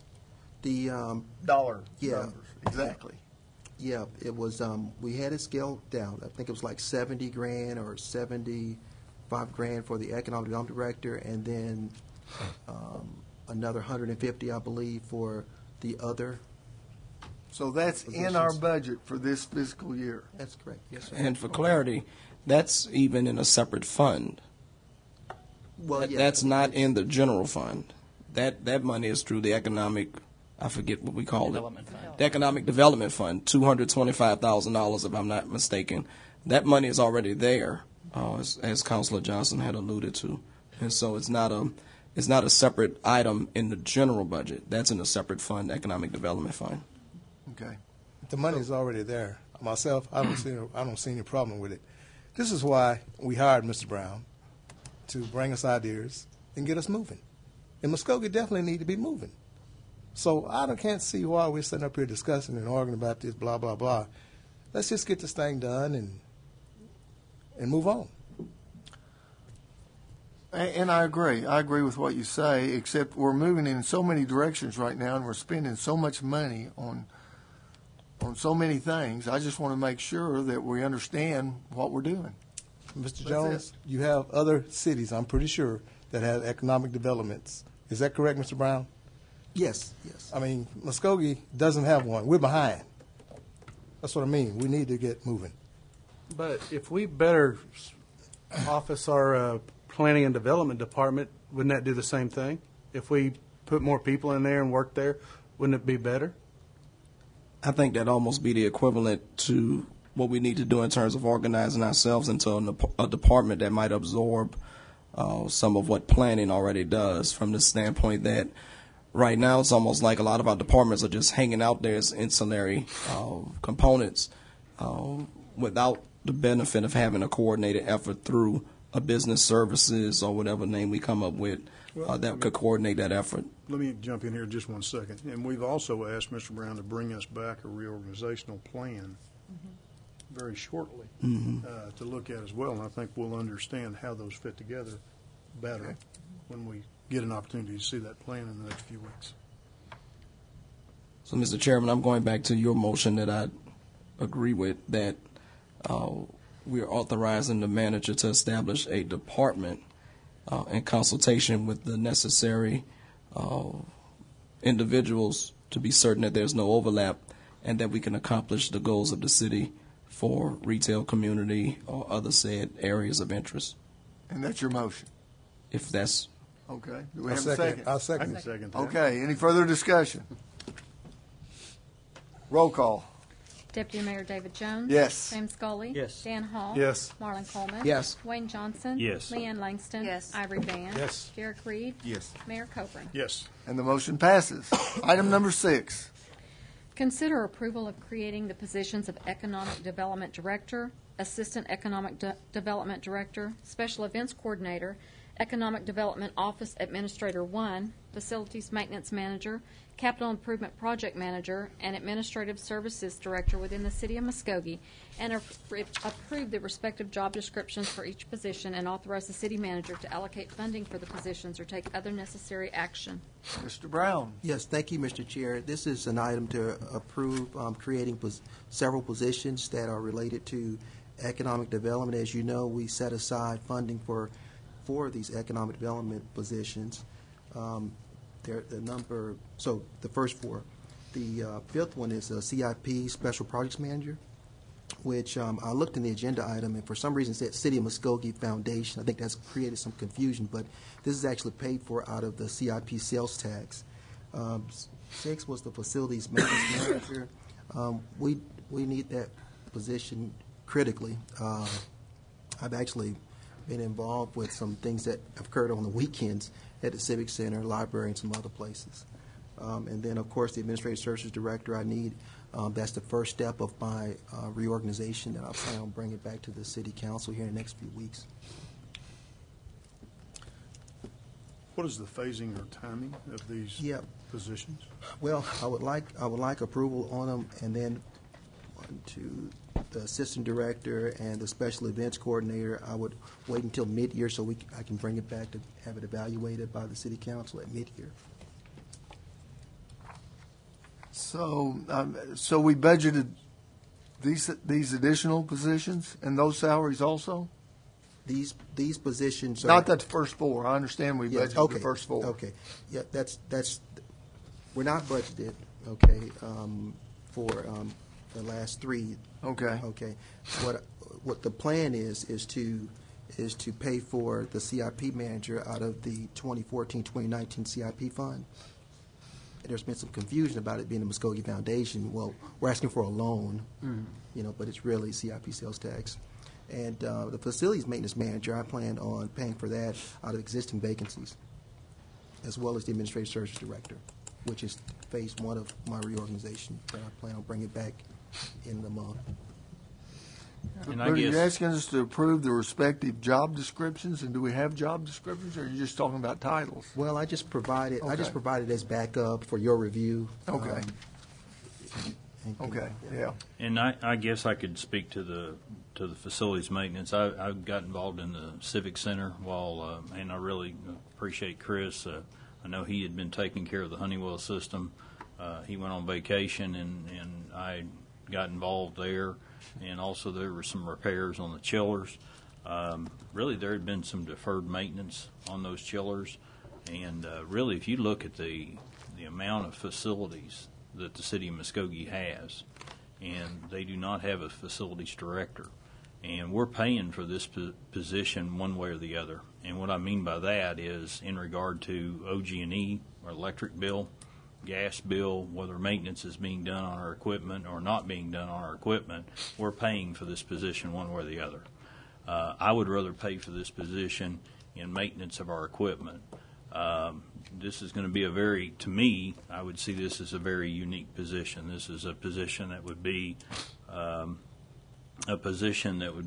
administratively that would oversee contracts and stuff like that, would also be able to put on a tool belt and do maintenance on equipment, and also would be able to do work on the Honeywell system. Because right now, by default, that has fell under Chris and to the IT departments where it shouldn't have happened. But I think Chris has, by default, done a fantastic job. But really, that should fall to someone with expertise of heating and air conditioning. And again, I think we're paying for that position one way or the other. And I think we should pay for that position where it improves the comfort level in response to the clients. And the clients would be our employees and occupants in our buildings. So I just, from what I've seen, I think that position can justify itself in savings. Now, can you directly correlate it? It's going to be hard to do. But if that person does their job, they're going to more than pay for their cost. Even though this says manager, this manager is going to be not sitting behind a desk, but coordinating. Well, the that activities depends and on the having city help manager. But it would, with it not having a department, this would have to be a working manager. Right. But it's going to be a unique person that you're going to find, a working manager that's going to have a tool belt on too and does functional high end. But yeah, it's going to have to be a working manager. But that would be up to the manager. But as you saw the job description, it's a working manager. So some of these new positions, there'll actually be more expertise in certain things that maybe IT and planning and public works are doing right now.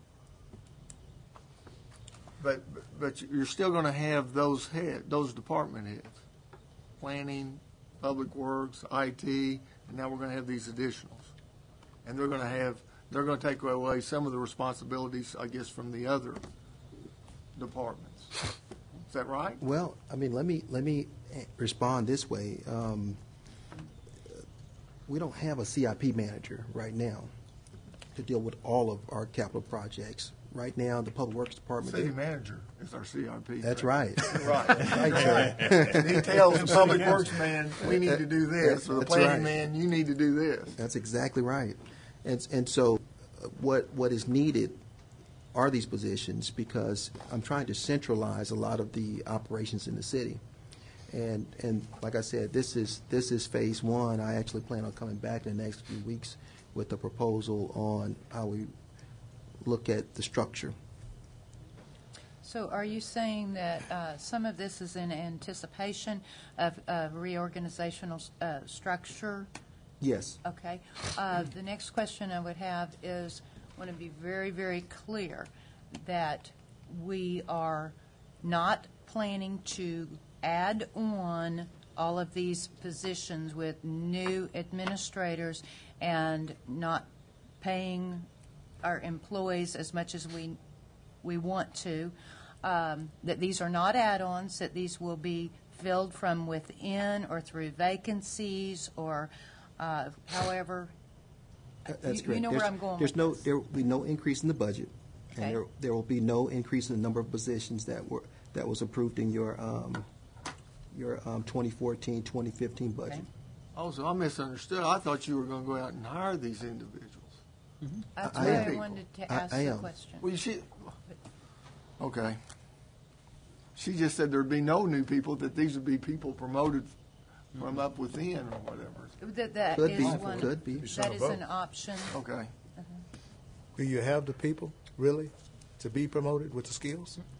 Yeah, I think we have people in the organization.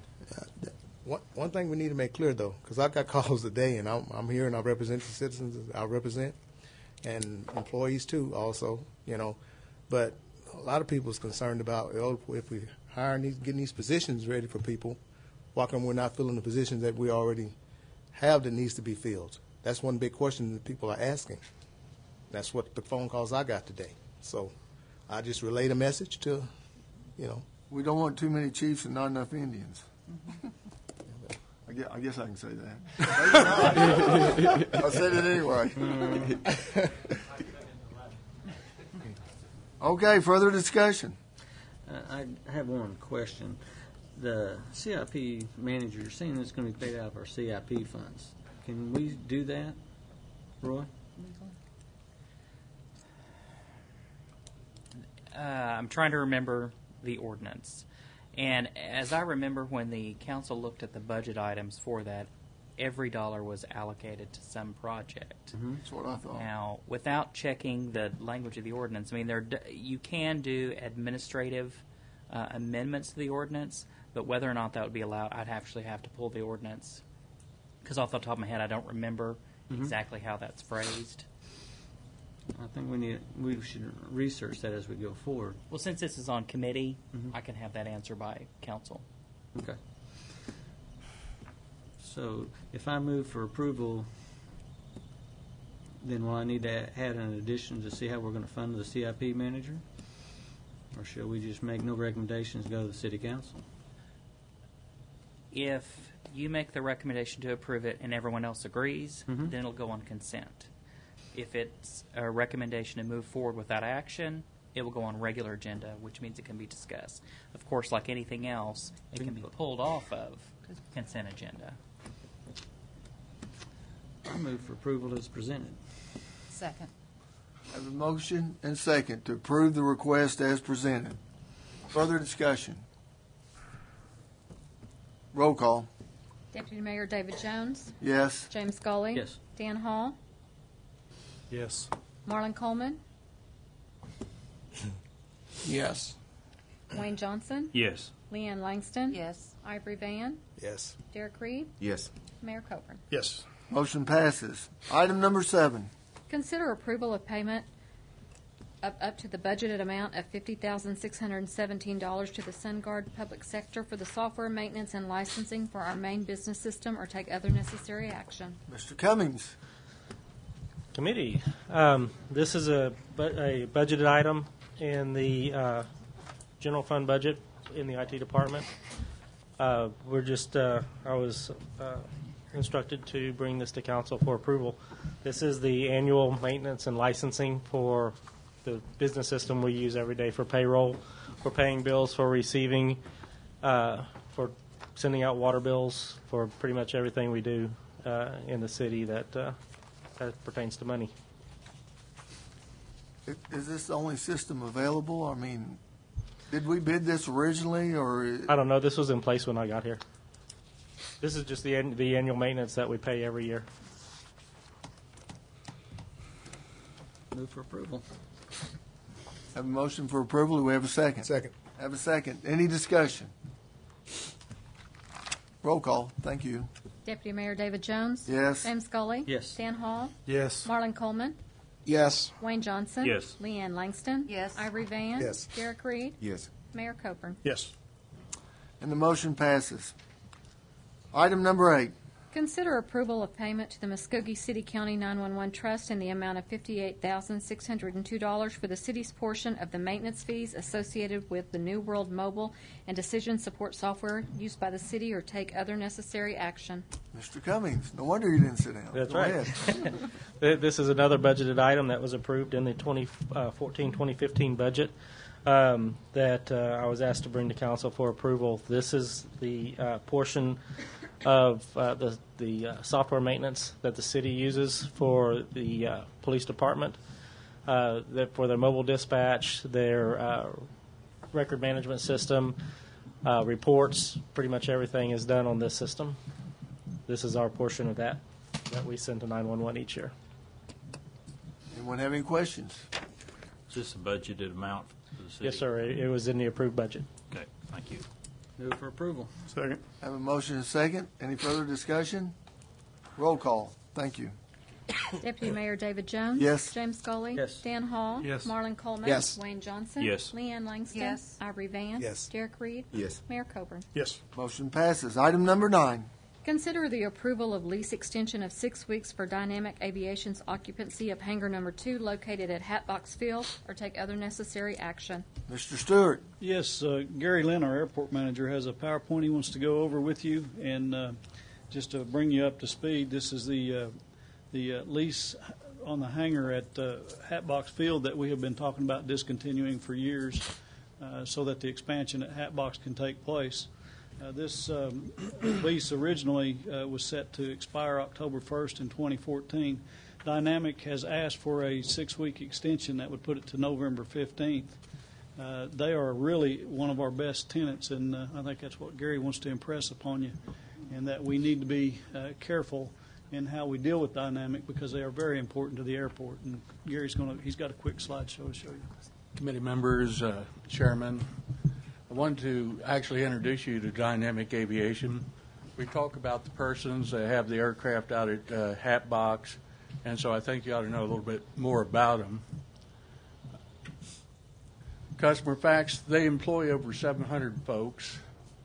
They operate in 18 locations, which includes 5 countries and 3 continents. They have over 140 operational aircraft. and you can see the list of missions. They work a lot with DOD and different entities. So this is a real deal company. What they mean to me as an airport manager at Davis Field, they have 3 hangar leases. They have 49 stored aircraft. That's both at Hatbox and Davis Field. Their annual lease amount to me is $92,336.64. That's from one customer. And when you say to me, that's Davis Field, or that's Davis Field and Hatbox? That's both, yes, sir. Okay. That represents 63.7% of my 2014-15 operating budget. That's a very important customer to me, and I like to keep them happy. This is the hangar they currently occupy at Hatbox, and it's a pretty good hangar. It's old, but we understand the need to move out of there and turn that into a complex and bring the airports over to Davis Field. Problem we run into a little bit is this is the only hangar that has any space in it. That's an old hangar, 1940 type hangar, and there's not enough room. There's already 17 aircraft in there. So the request actually boils down to a 6-week extension from October 1st until November 15th. The cost of the move for Dynamic is estimated to be $80,000. They'll be paying that. So, but they're putting a lot of effort in this as well. We're going to need some ramp space. That's not a problem. I have 18 acres of ramp space out there, but the customer doesn't really like to have the aircraft on the ramp because of what the elements do to it. But I just don't have room to put them all inside the hangar because we already have 14 aircraft in that old hangar, and they're going to be moving 17 from Hatbox over to Davis Field. So we're trying to sort out what we'll have, but this is a very important customer to me. The airport staff does request approval of the 6-week extension, and we'd like to keep him happy and keep him as a customer. Also, this is the 3rd time that we've asked Dynamic to move out of a hangar. They previously did have 3 hangars at Hatbox, and we have just slowly downsized them and moved them to Davis.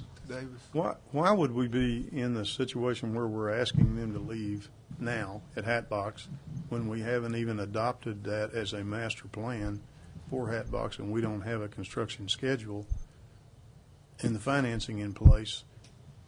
I would rather see them stay at Hatbox unless there's something I'm not seeing in this mix. Well, we were directed by council to get them to terminate their lease, or not terminate, but to move to Davis when their lease terminated, and that's the direction we were given.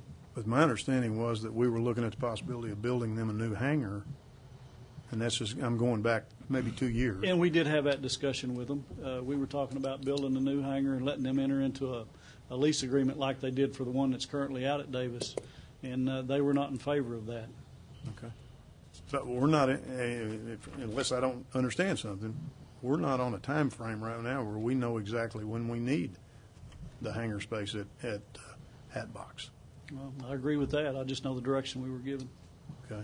But once they move, will Hatbox be closed? I mean, right now it's closed, but we can open it temporarily. That's correct. But then it would be closed permanently for That's the correct. other expansion. The state and the federal agencies, FAA, is they want to close that airport and get it off the records as soon as possible. Let me ask this question to Mr. Wilkerson. Am I missing something in what I've said or stated? Is there a piece I need to be aware of? No, you're right. I mean, there's no funding to move forward with any major construction, but we're doing events out there annually. We would like to put up lighting and different things that we cannot do because of the runway. Okay. The issue is not the space in the hangar. It's what we can and can't do at the runway. So I was getting out. So it's just opportunities, and there's not. But I'm kind of agreeing with them, though. We need to have something in place before we move, before we kind of evict them out or move them. We need to kind of look into possibly building something or looking forward for something. Is there some kind of plan? I have a dream. You have a drink? No, really, Everybody else has one. I've been talking with a contractor out of Salisaw. We have a 24,000 square foot hangar at Davis Field. It's a good building, one of our newest buildings at Davis Field. And I've discussed actually a 10,000 square foot extension onto that particular building, making it a 34,000 square foot. He needs 1,000 square feet per aircraft for storage purposes. So that would put everybody out of the elements into a hangar. But there is, Gary, we're short of funds. Gary, wasn't part of it that they were going to be removing these planes out of their fleet eventually?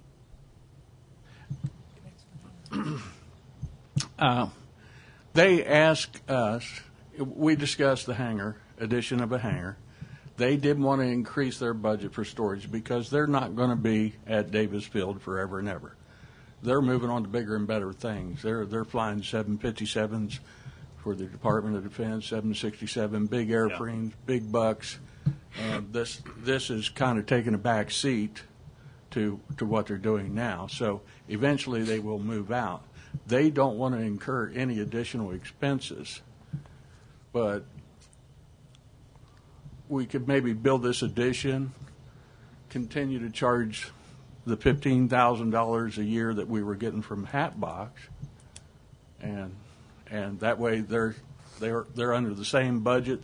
Their airplanes are out of the elements, and we are having a phone teleconference with them on Friday, and they do seem they would entertain maybe that we could do that. I would think we could even give them a 6 months extension, and in that 6 month period, develop a timeline, and then do maybe a 6 months renewable lease or something where we give them certainly sufficient notice. Well, I think the extension is a lot of it is weather involved. They don't want it to be too hot when they make the move, and they don't want it to be too cold when they make the move. So the 6 weeks puts them right in that hopefully cool weather. But I'm sure they would appreciate any additional time if they need it, if that doesn't spoil the plans of the park. I would say this time frame up to 6 months would be. I'm inclined and that to. lease agreement could be modified to read that way very easily. I was going to say I'm inclined to agree with my colleagues on that one. We don't have a plan to do anything within 6 weeks, so there's really no need for them to be gone in that time frame. And I agree with what I just heard about a 6 month lease at a time. I don't see the purpose in rushing them. I'm for that. Because, I mean, we don't have any plans in the next 6 months that I can see. Mark, is there Well, that anything would within keep the us- next 6 months that would create a problem for? Okay.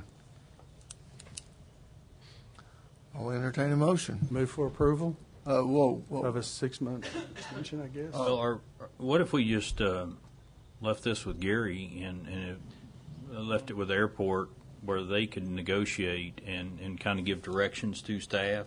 Because it could be up to 6 months with a 6 weeks, no less than 6 weeks for an out. And maybe we could go up to a year, depending on how that is. And they leave that to staff where they could develop what was in the best interest and bring that back to council. Is that appropriate? Have you gotten enough information from us that you could negotiate with them in a call and Yes, sir. bring us back something? I think, there we go. Direct staff, no motion. Yeah. Second. So do we need a motion? No, not if you're directing staff. We'll just pass to the next item. Right, City Attorney? Yes. Okay. Thanks, Gary. No further discussion. We'll pass to the next item. Item number 10. Consider approval for amendment to agreement for professional engineering services for Davis Field Airport Project Number 130-31010, or take other necessary action. Mr. Stewart. Yeah, we had gone out and hired an engineering service to put together our CIP plan for the airport, which we're required to do. And when we did that, we identified projects, and we had identified runway 1331 which is the main runway at Davis Field for the project. We started going that direction. We had Garver Engineering putting the design together, and in part of that design process, we contact OAC and FAA and make sure that they're on board with our project. When we did that, we discovered that the Oklahoma Aeronautics Commission wasn't as high on runway 1331 rehabilitation as they were on runway 4 and 22. So we had a little bit of a disagreement on which project that we wanted to pursue. And what came from that was that staff, the engineering company Garver, FAA, and OAC all got together, and we all agreed that runway 422 was the more appropriate runway for us to work on in this cycle. So what that entailed here is that we had to change our agreement with Garver. Instead of 1331 being their primary for design, now it moved to 4 and 22. So the reason for this amendment to the agreement is to change the project scope from runway 1331 to runway 4 and 22. This is going to have a cost associated with it, about $48,000. And memory serves me, 4,000 and change is actually our share. This is a 95.5 project, and the FAA will fund this project, so they'll share the lion's share of this. So it is something that's been agreed upon by staff, Garver, OAC, and FAA, so we'd recommend approval. And the next item on the agenda is actually that grant to pursue that design to pay for this. So recommend approval and answer any questions. Any questions? Motion? Move for approval. Second. Motion and a second. Further discussion? Roll call. Deputy Mayor David Jones. Yes. James Scully. Yes. Dan Hall. Yes. Marlon Coleman. Yes. Leanne Langston. Yes. Ivory Van. Yes. Derek Reed. Yes. Mayor Coburn. Yes. Motion passes. Item number 11. Consider approval of submission of an application for federal assistance grant agreement request for Airport Improvement Program, project number 3-40-0062-010-2014, related to runway 422 and taxiway Bravo rehabilitation at Davis Field Airport, or take other necessary action. And I think we know what this is about because we just discussed it. Yeah, Are there any other This questions? actually just pays for that, and just so you know, our share of the cost comes out of airport funds, and the funds are available. Move for approval. Have a motion? Second. And a second. Any further discussion? Roll call. Deputy Mayor David Jones. Yes. James Scully. Yes. Dan Hall. Yes. Marlon Coleman. Yes. Wayne Johnson. Yes. Leanne Langston. Yes. Ivory Van. Yes. Derek Reed. Yes. Mayor Coburn. Yes. And the motion passes. Item number 12. Consider approval of final payment to Cook Construction and Crane Service Incorporated in the amount of $80,760.70 for waterline replacement project, or take other necessary action. Mr. Stewart? Yes, as part of our Oklahoma Water Resource Board loan that we got to improve the water plant, when we concluded that project, we had quite a bit of money left over, and we identified a lot of projects to go ahead and try to upgrade our water system. One of those projects, and the last one that comes out of this loan, is for waterline replacement with Cook Construction and Crane Services. George has put together a quick PowerPoint to go over it with you, and so you'll know what the project is. It has been inspected, and we're wanting to close it out. So, George Kingston, our Assistant Director, is going to explain it. Okay. Yes, as Mike has said, at the end of the water plant project, we had these funds that the Water Resources Board said we could use for approved water projects. And so we met and we'd like to decide where are we going back week after month and replacing these same, or fixing these same lines. And so we identified some areas that we could replace, and got everything approved. Holloway did the engineering, and Cook Construction was a low bidder on the project.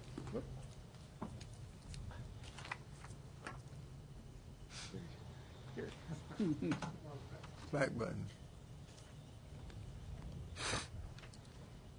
Okay, the waterline replacement project entailed 2,965 linear feet of 6-inch line, 5,410 feet of 8-inch line, and 385 feet of 10-inch line. And I believe these were on the South Cherokee section. They had some direct bury and had bores, a highway, and a creek. Crossing. And yes, we had one up by the Votech, one project on Virginia by Sally, south of Peak on Cherokee. We had 36th Street north of our line, and a section out on Denison about 44th to 48th. And Mr. Updike and Mr. Carr toured the area and found everything to be within acceptable, and recommend payment on this. This will expend all but $21,000 off of that $30 million Oklahoma Water Resource Board. That $21,000 will just go back to them. Just to remind you, we did the water plant. We upgraded the line that went over the OK Bridge. We upgraded our Haskell pump station. These various water lines, major improvements to our water system. And Greg Carr, like George stated, from the Oklahoma Water Resource Board, did come down and drove it out, and he's ready to close the project also. Any questions? Move for approval. We've got a motion. Do I have a second? Well, I'll second it, but I've got A a second discussion. We always give you a chance for discussion. Question, you said there was $20-some thousand left in that budget. Now, we talked about funding the water line out to Taft. Is there any way that, the question is that, could we use those monies to help fund that project? For the bridge? At the bridge? Wasn't that like an $80,000 project? And I'm just... And the 20 won't do that, but it's a question that could be ran through the OWRB. Maybe to help offset it. If I can get a positive answer, I'll bring that back, and we could move this back to the council agenda next Monday. I don't know if we'd want to if or we not. would, if we could just go ahead and put it through, and we'll ask that question. Okay. That is a good valid point. And also, by the way, just so you know, this is like every other project. This does have 1-year maintenance bond on it, so anything that we find in that year's time, we can still get the contractor to go back and address. Well, the motion is to approve this final payment, and the motion is not to refund the $20,000, the way I'm reading it, so we could still do that. Yeah. Mine was a question for the Oklahoma Water Resource Board. Out of the $30 million loan, there was $20,000 remaining on that. And I think Councilman Jones just made a valid point. This is just to pay that $80,000. Yes, That yes. $20,000 is still hanging, so we could ask that question before we close our Oklahoma Water Resource Board account. Further discussion on the motion? Roll call. Deputy Mayor David Jones. Yes. James Scully. Yes. Dan Hall. Yes. Marlon Coleman. Yes. Wayne Johnson. Yes. Leanne Langston. Yes. Ivory Van. Yes. Derek Reed. Yes. Mayor Coburn. Yes. Motion passes. Item number 13. Consider approval of final payment to Holloway, Updike, and Bellin Incorporated for engineering services for water line replacement project in the amount of $1,660, or take other necessary action. Mr. Stewart. This project is the engineering side of the water line project, and we do recommend closing that out also. Move for approval. Second. Motion and a second. Further discussion? Roll call. Deputy Mayor David Jones. Yes. James Scully. Yes. Dan Hall. Yes. Marlon Coleman. Yes. Wayne Johnson. Yes. Leanne Langston. Yes. Ivory Van. Yes. Derek Reed. Yes. Mayor Coburn. Yes. Motion passes. Item number 14. Consider approval of final payment to ThyssenKrupp Elevator Americas in the amount of $25,209.60 for Muskogee Civic Center elevator. Mr. Stewart. Yes, this project is also completed, and we do recommend final payment on it also. Answer any questions if you have them. It's my understanding we were still having trouble with the elevator. We had problems with the door, which wasn't part of the scope of this project. We do have that addressed. There was also another issue, which was the condition of the inside of the car. It has now been painted. If you'll remember, we talked about that, and former Mayor Stratton had the Arts Guild go in and paint it. I don't know if they're finished, but the photo they showed me yesterday was almost completed. So, but the scope of this project, what ThyssenKrupp was hired to do, has been completed. Move for approval. Have a motion? Second. And a second. Any further discussion? Yes.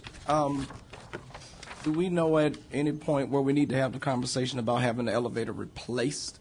It seems to break a lot. That would be a good question for your new facility manager. Well, Counselor, this is why we need that position. And so we'll send Wayne Johnson over. Good Move for approval. Or interim. Yeah. I think we already had a motion to, okay, have a motion for approval. Did we have a second? Okay, we have a second. Further discussion? Roll call.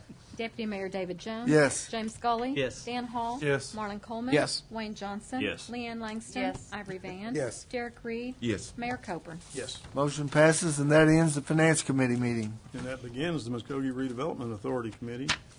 Roll call. Mayor Bob Coburn. Here. James Scully. Here. Dan Hall. Here. Marlon Coleman. Here. David Jones. Here. Wayne Johnson. Here. Leanne Langston. Yes. Ivory Van. Here. Derek Reed. Here. We'll now consider our minutes from April 22nd. Is there any additions or corrections? Move for approval. Second. Motion and a second. Any discussion? Roll call. Deputy Mayor David Jones. Yes. James Scully. Yes. Dan Hall.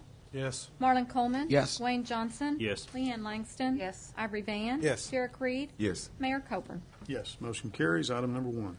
Consider approval to authorize the city manager to seek funding from the City of Muskogee Foundation to construct the relocated juvenile detention center in the amount not to exceed $3 million or take other necessary action. Mr. Brown. Is it Mr. Chairman? Yes. Well, you're chairman in this case. Yep. Thank you, Mr. Chair, members of the authority.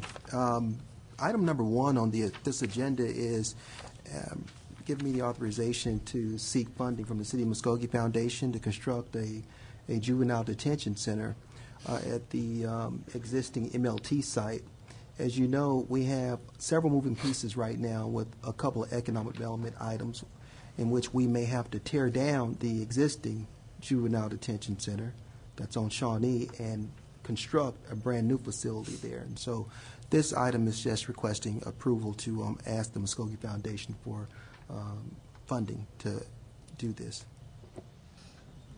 Would this be a loan or? The we have not formally made the request. I wanted to sit down with the Muskogee Foundation first and kind of look and see if it was a grant, if it was a loan, that type of thing. Move for approval. Second. Motion and a second. Is there discussion? Roll call. Deputy Mayor David Jones. Yes. James Scully. Yes. Dan Hall. Yes. Marlon Coleman. Yes. Wayne Johnson. Yes. Leanne Langston. Yes. Ivory Van. Yes. Derek Reed. Yes. Mayor Coburn. Yes. Motion carries. Item 2. Consider approval of authorizing the executive director to request gap funding in the form of a loan from the City of Muskogee Foundation to fund CIP projects of the City of Muskogee and take other necessary action, including but not limited to executing an agreement. Mr. Brown again. Well, thank you very much. As you know, the city is not allowed to incur debt, and that's the reason why we're making this request on the Redevelopment Authority. And this request is to authorize me as the executive director to secure a loan through the City of Muskogee Foundation to help expedite our CIP projects within like a 2-3 year timetable instead of doing it in 5-6 years. So that's my request. Go ahead. Go ahead. We kind of get back to the question earlier. If we borrow this money, are we authorized to pay the interest on the loan out of the CIP funds? City attorney? No. I didn't think so. That would have to come out of the city's fund. Yes. Okay. So there would be, if the loan were to be, if it were to be a loan, and if it were to be approved, we would have to do the same, prepare the same documentations that we do anytime we do a loan, which requires the city to approve it and authorize a payback agreement for the interest, since it couldn't be paid through the CIP. And then it would also require an agreement from the Muskogee Redevelopment Authority to incur the debt for the principal. So if we borrow the money, we're paying back interest on the money we borrow versus waiting. From the city. From the city versus waiting the normal method.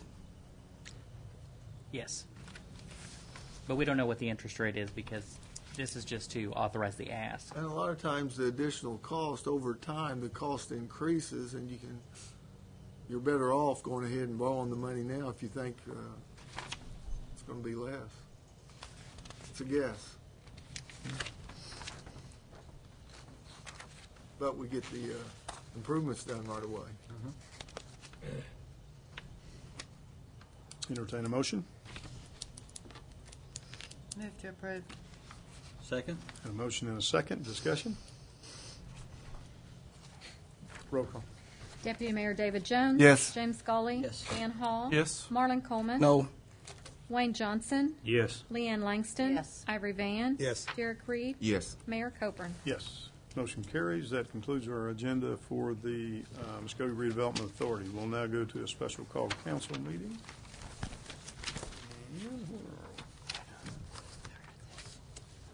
And we will call this to order and ask for a roll call. Mayor Bob Coburn. Here. James Scully. Here. Dan Hall. Here. Marlon Coleman. Here. David Jones. Here. Wayne Johnson. Here. Leanne Langston. Here. Ivory Van. Here. Derek Reed. Here. Item number 1. Consider approval to authorize the mayor and city clerk to execute a quitclaim deed from the city of Muskogee to the Board of Regents for the Oklahoma Agricultural and Mechanical Colleges acting for and on behalf of Connor State College to remove the city's reversionary interest in a parcel of property adjacent to the C.N. Haskell Building with the following legal description or take other necessary action. The south 25 feet of Lot B and all Lot C, D, and E of Turner and Porter subdivision of Block 6 of the original town site of the city of Muskogee. Mr. Tucker. Where are we? Let's see. City I don't Council, know. Mayor, members of the council.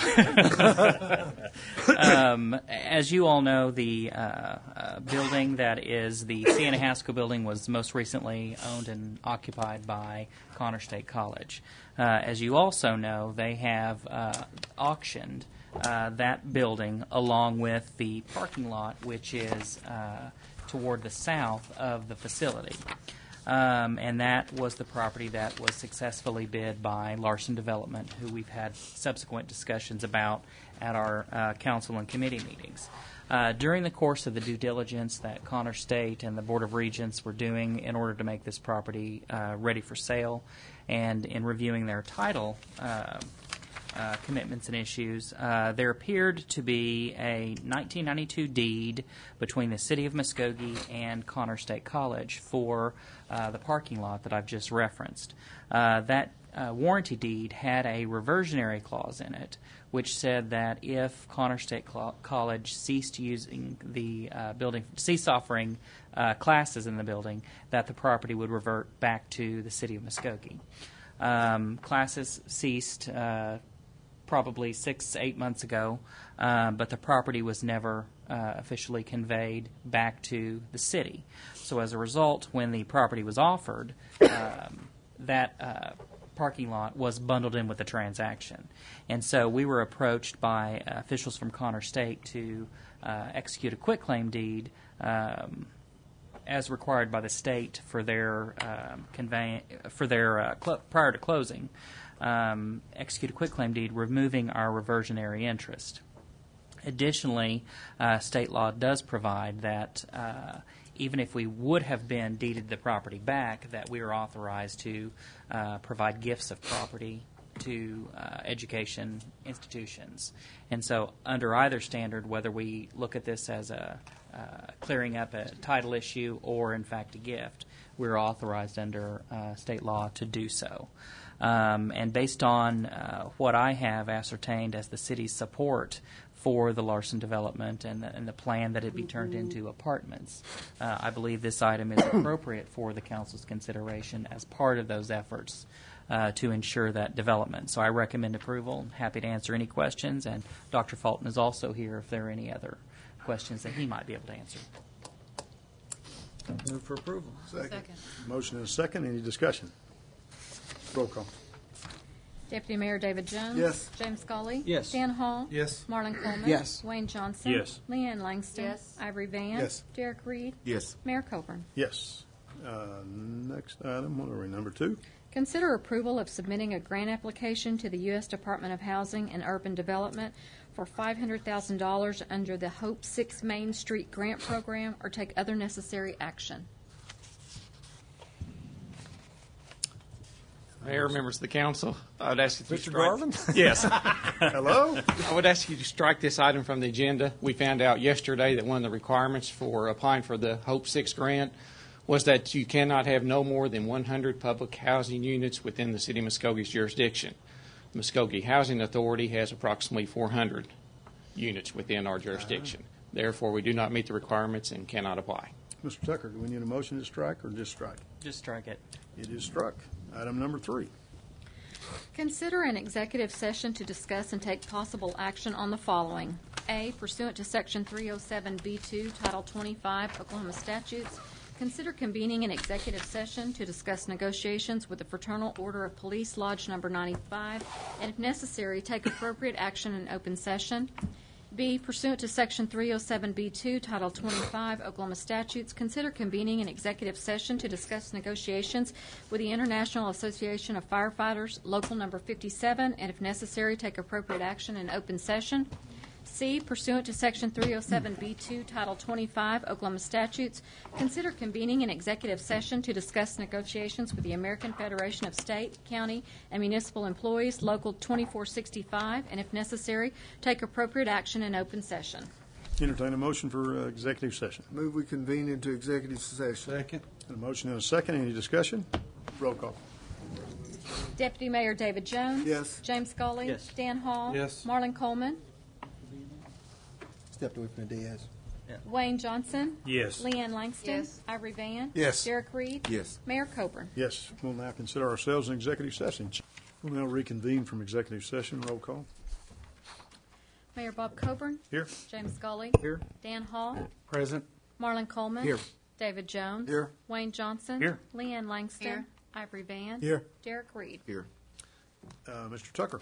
Item 3A, pursuant to Section 307B2, Title 25 Oklahoma statutes, the City Council did convene an executive session to discuss negotiations with FOP Lodge 95. After being fully briefed and based on discussions within the executive session, no action is necessary at this time.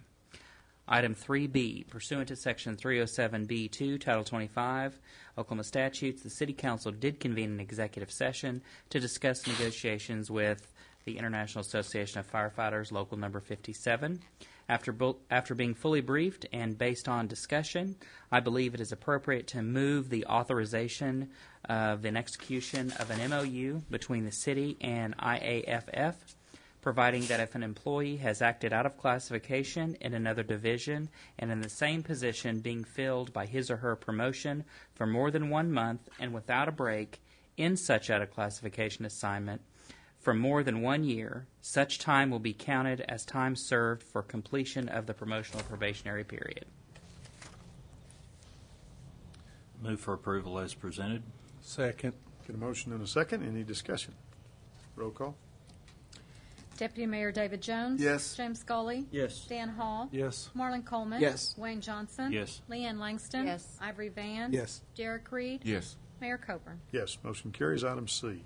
Item 3C, pursuant to Section 307B2, Title 25 Oklahoma statutes, the City Council did convene an executive session to discuss negotiations with AFSCME Local 2465.